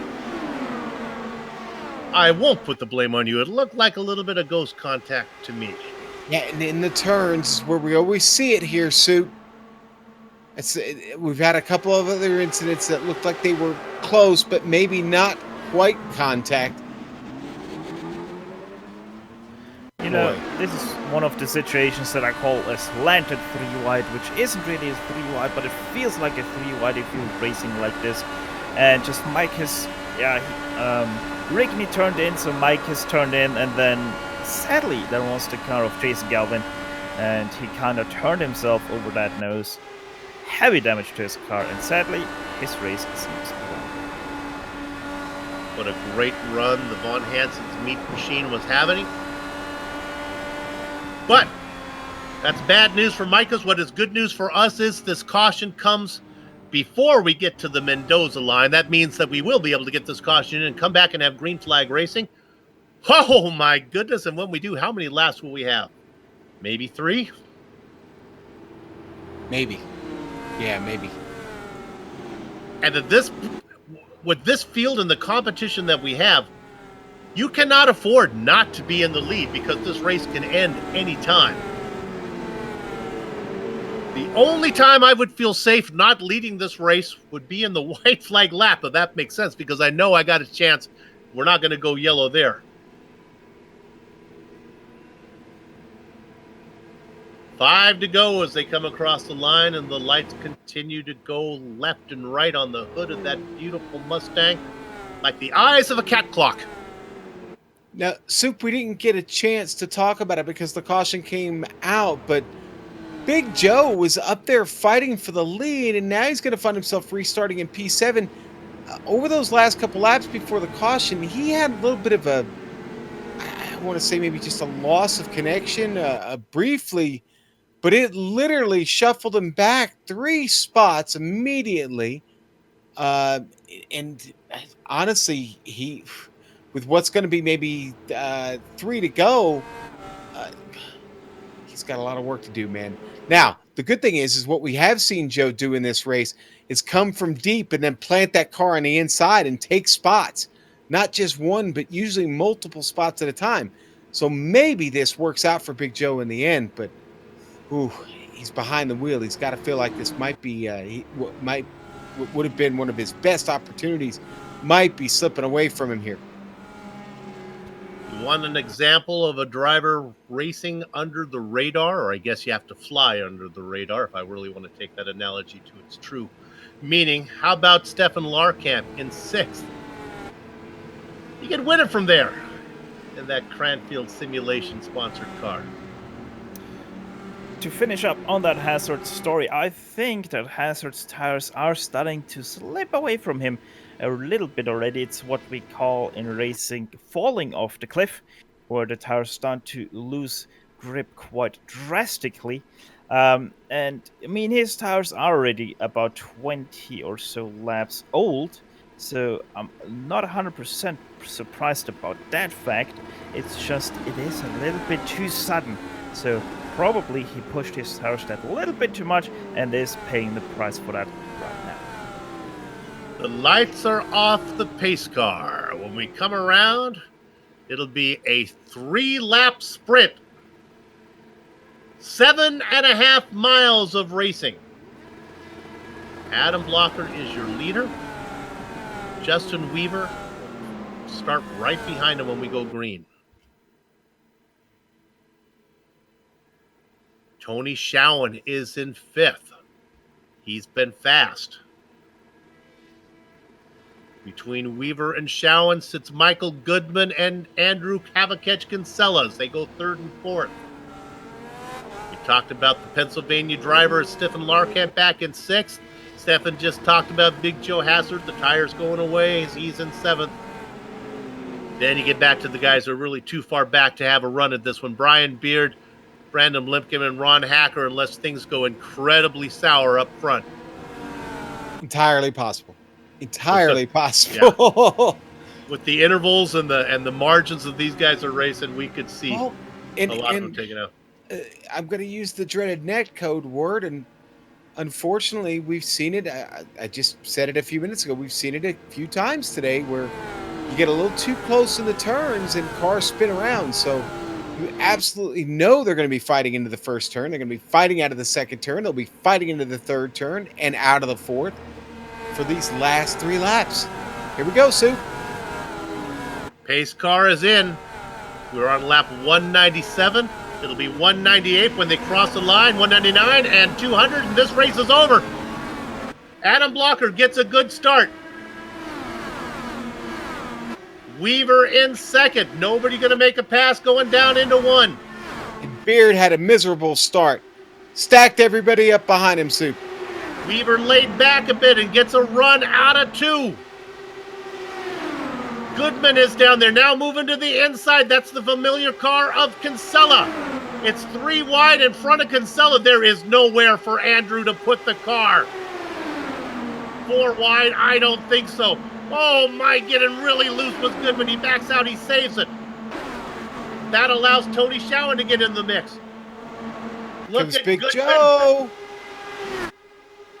3 wide behind Goodman. If you're going to take that inside line, it's going to leave the momentum up top for Tony Schowen. 3 wide behind Goodman. He likes what he's seeing. The car in the middle is Andrew Kinsella. 1.5 laps to go. Kinsella gets to the inside, but he is pinned. He can't get around Goodman because he is pinned by Weaver. Blocker coming out of 4. Look at the blue car. There's no way anyone's going to get underneath him. Weaving like a loon was Kinsella. He has the momentum. He's first across the line. He gets credit with leading the lap. They go into corner number 1.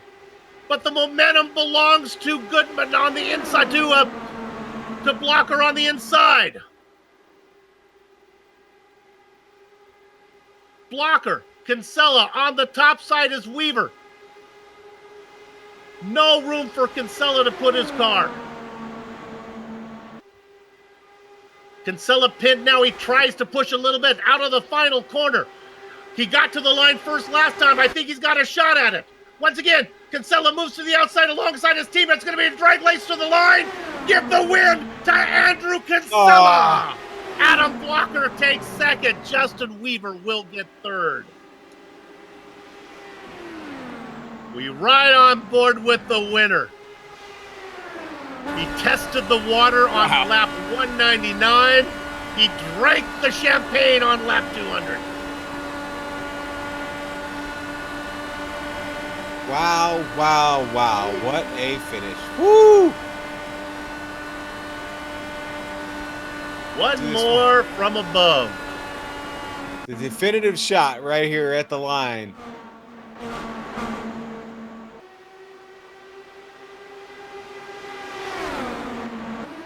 Come and he gets the slingshot, and there it is. He gathers, he scoots up in his chair using his Flintstone feet, and he gets to the line by that much. Oh, they never fail. By the yard of bricks. And that's it. Here in the Lionheart IndyCar Series, we will take a short break. We'll come back to run down the entire finishing order, talk to some of the drivers as we get to the Plasma Track Victory Lane post-race show. You're watching GSRC on IESN.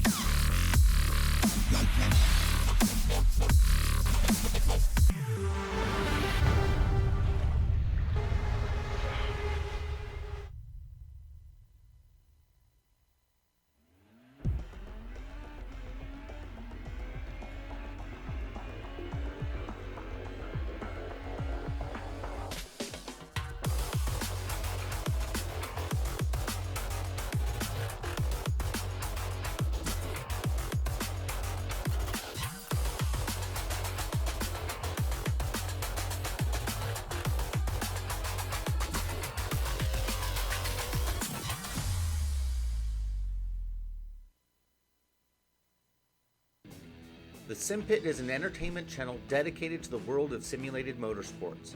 The Sim Pit is a leader in providing the sim racing community with news, reviews, interviews, DIY pieces, and instructional videos to make sim racing a better experience for all. Check us out at thesimpit.com or go to YouTube and just search for The Sim Pit.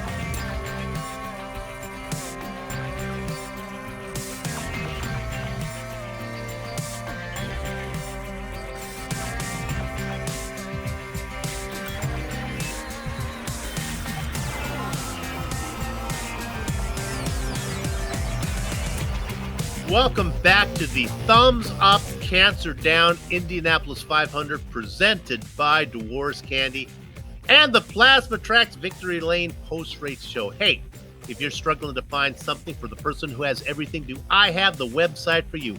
Plasma-tracks.com not only produces original racetrack wall art, motorsports trophies, home decor, and motorsports fabrications are also available. Words cannot do justice to the uniqueness of their wares.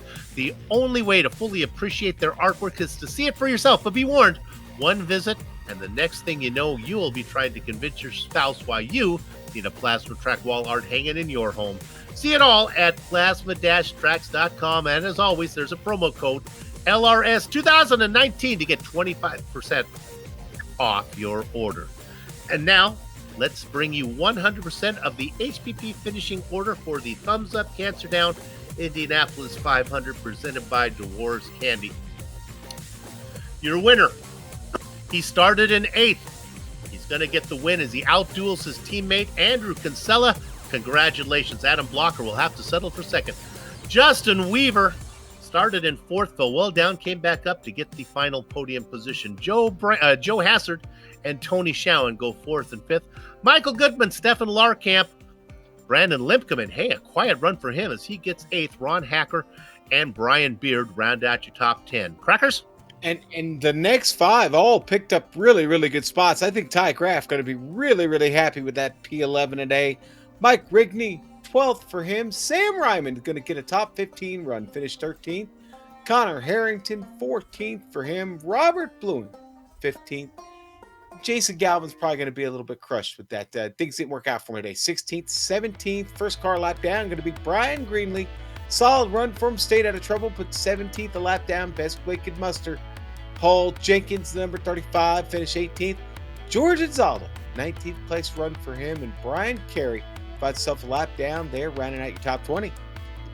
In the blackjack position, it was Chris Lanini. The double duck spot, John Hill. Then it was Scott Bolster, Dustin Wardlow, and Bobby Mikas in 25th. Chris Stouffer, Joe Branch, Dan Guerin, Joe Flanagan. These guys all ran into trouble. Guerin running up front for most of the race. The Watchman, Mark Cohn in 30th. 31st was our top rookie, Damon Martinez. Ken Hacker back in 32nd. Isaiah Cousin Dupree and David Altman in 34th. Your top 12 drivers separated by just 3/4 of a second up front as the Lionheart boys really put on a show. And it is time for interviews, and I get the honor of talking to first-time Lionheart Indy 500 winner, Andrew Kinsella. Andy, I thought you tested him on lap 199 and you knew what you were doing out of that final corner on the final lap. Oh my God, that was so intense. Hats off to Adam. He drove a great race. Just got him at the end. Yeah, just like you said, I knew basically what I needed to do coming out of 4 on that last lap. I knew basically as soon as Weaver went high on the backstretch that I was going to be good. The only problem in my plan would have been if somebody had somehow gotten underneath me, but the tires were fell off just enough that I knew through 4 I should have enough room to jog down a little bit, get Adam's draft, and just get enough of the draft to tow me by the start finish line, and it worked just the way I wanted. Oh man! Earlier this year I won the top split official 500. It wasn't on the broadcast split, but one of the top split 500s, and I've won the Elite 500, and now I finally won the Lionheart 500. So I've won the Indy 500 Triple Crown on iRacing, and man, this feels good. I want to try to get in the head of your teammate there. Now, I understand blockers need to keep the car down low when he's trying to protect that inside line going into 1. Did you ever have a thought that maybe off of 4, with the only race being to the finish line, maybe he would leave the inside open off of 4 and change things up on you?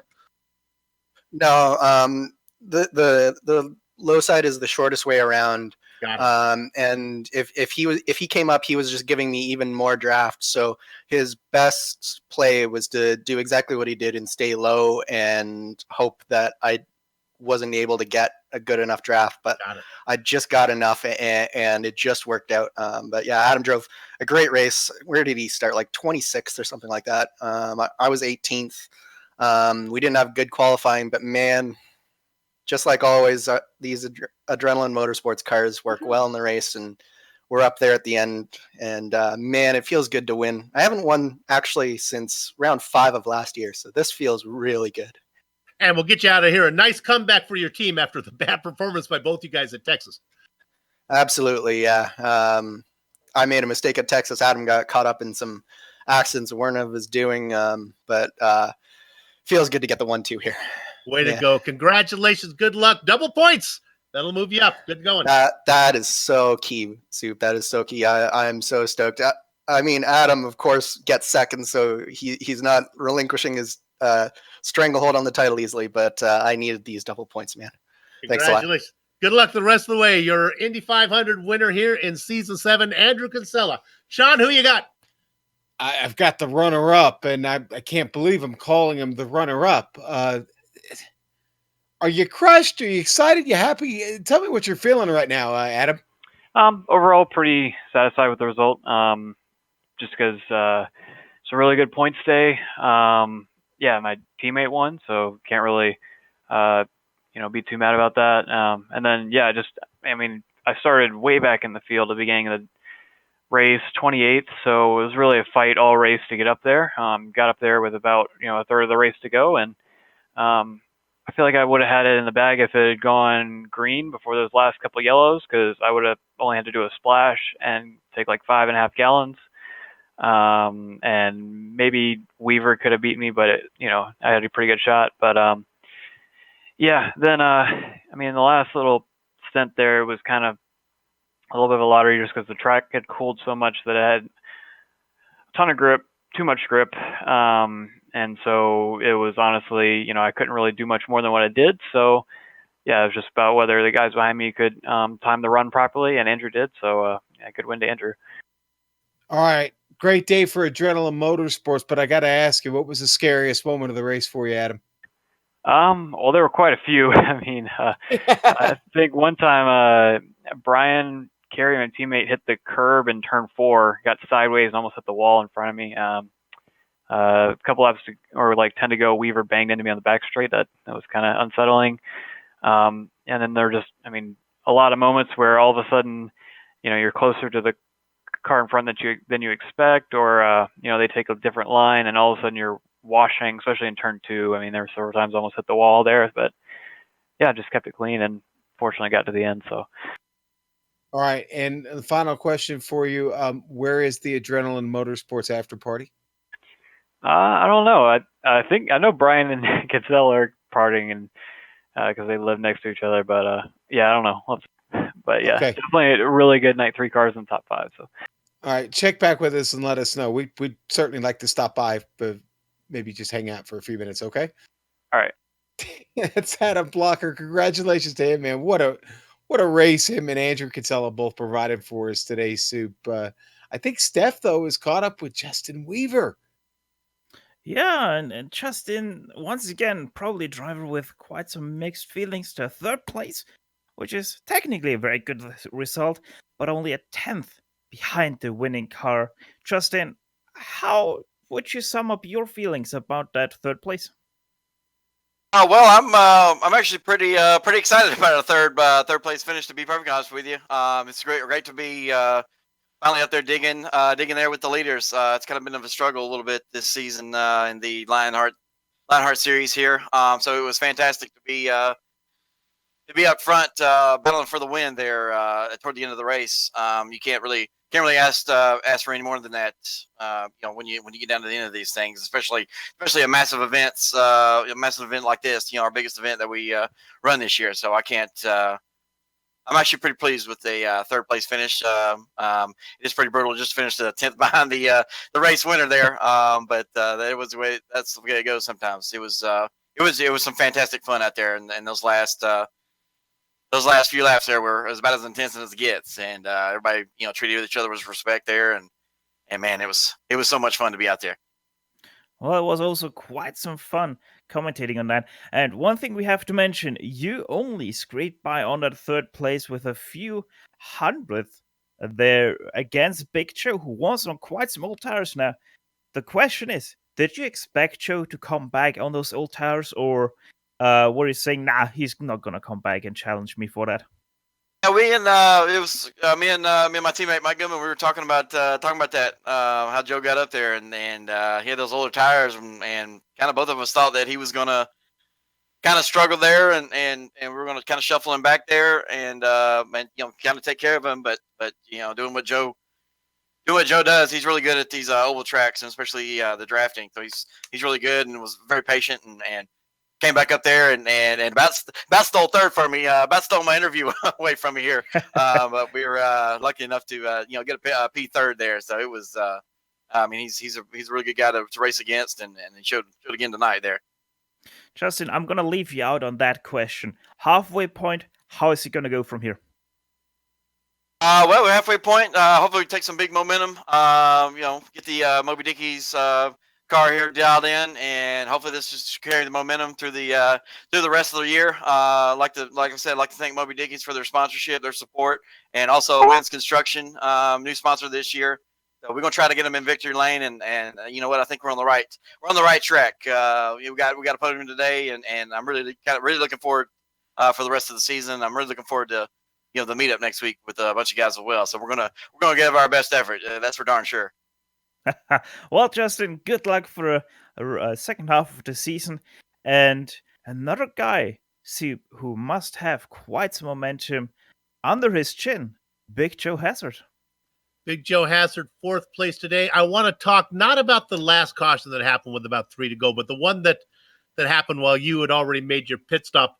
I don't think that one helped you very much. Was it? Were you disappointed to see that one come out? I was going to win the race if that caution doesn't come out. It was me and Jason were talking, and he had gotten a couple penalties and ended up at a lap down, and he goes, "You know what's crazy? What happens if we just pit here, because we're going to be on the lead lap, and I'm running really fast on my own." So we made the call to pit with 28. And we were pulling a half a second a lap on what we were running in the pack. So I thought if it went green, then it was my race to lose. And if not, I ended up out front anyway. And if I would have stayed where I was, I had no chance. I was in 5th, old tires. It wasn't going to happen. So unfortunately, we got those yellows.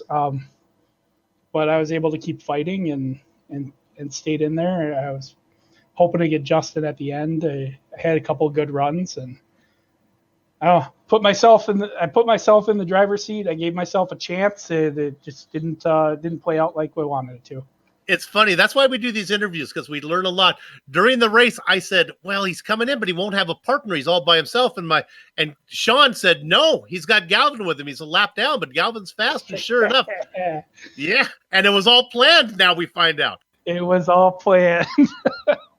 Galvin was the brains. He said, I'd really like to see a thumbs up cancer down car take down our sponsored race here and get a 500 win, and we had the puzzle pieces were all put together, and it just didn't shake out. Nevertheless, you made an impressive run with old tires even after those yellow flags brought you all together. So congratulations on a well-fought 4th place, man.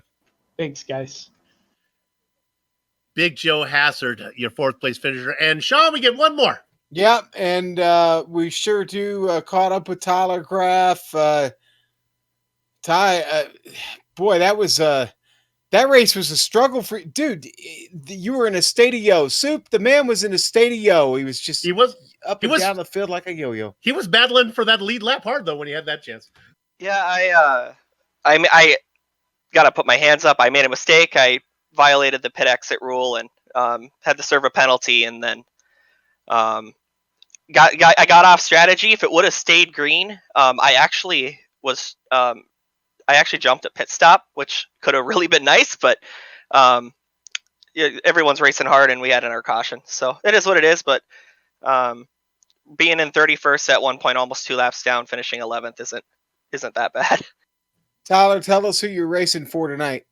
Yeah, so I got the Dan Weldon Foundation on the car today, and actually for all the Triple Crown races, and it's on car in some form everywhere now. But Dan Weldon Foundation does a lot of fantastic things for the Alzheimer's Association.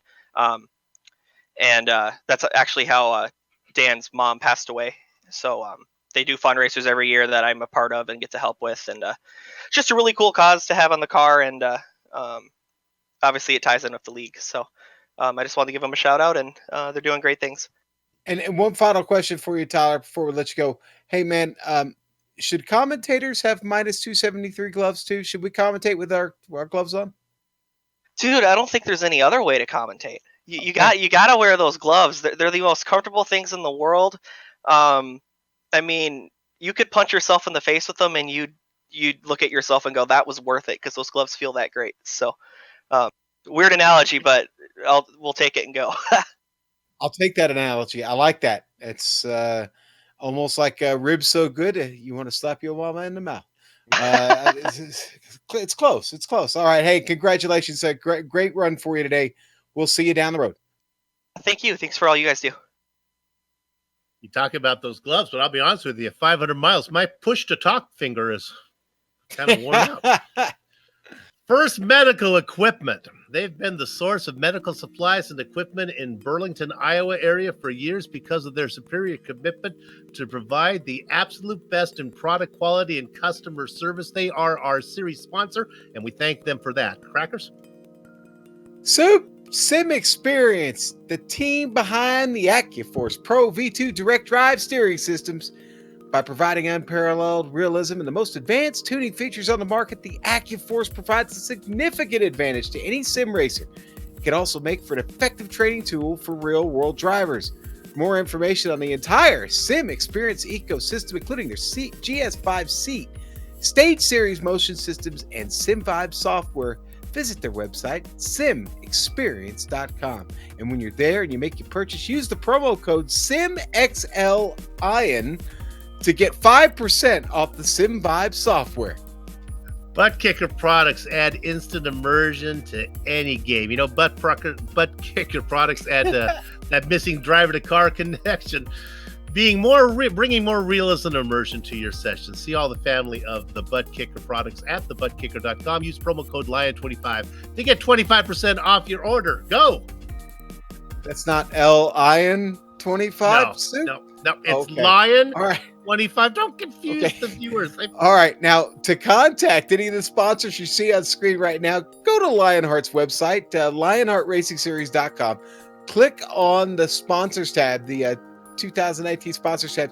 Read or scroll to the bottom where you can click on those company logos. It'll take you directly to their websites. Now, the iconic original music that lets your ears alert your eyes you're watching a GSRC production comes courtesy of June Lalonde. See the screen for how to contact her. And on the screen now are just some of the companies, equipment, and software that made the broadcast possible. Race fans, sim racing fans everywhere all over the world, the Lionheart IndyCar Series returns in a week and a half, July 24th, for round 13. From Barber Motorsports Park, right down there in Alabama, GSRC and IESN will be there to bring you all the action. We hope you join us. Sliding across the screen now are some of the upcoming broadcasts, so check those out and mark them down on your calendar. If you want more information about us, here's what you do. GlobalSimRacingChannel.com. We're also on Twitter at GSRC Channel, Facebook at Global Sim Racing Channel, and Instagram at GSRC_Graham. Hey, and if you haven't done so yet, become a GSRC YouTube subscriber by heading over to our YouTube page and hitting that big red button. Finally, on behalf of the entire crew, and that would be Sean, Stefan, Amjad, and Dougie, we'd like to thank all of you for watching as we saw Andrew Kinsella get the win here in the Thumbs Up Cancer Down Indianapolis 500 presented by Dwar's Candy. With that said, we're off to have fun, storm of the castle. So until next time, race clean, race hard, and we'll see you on the track.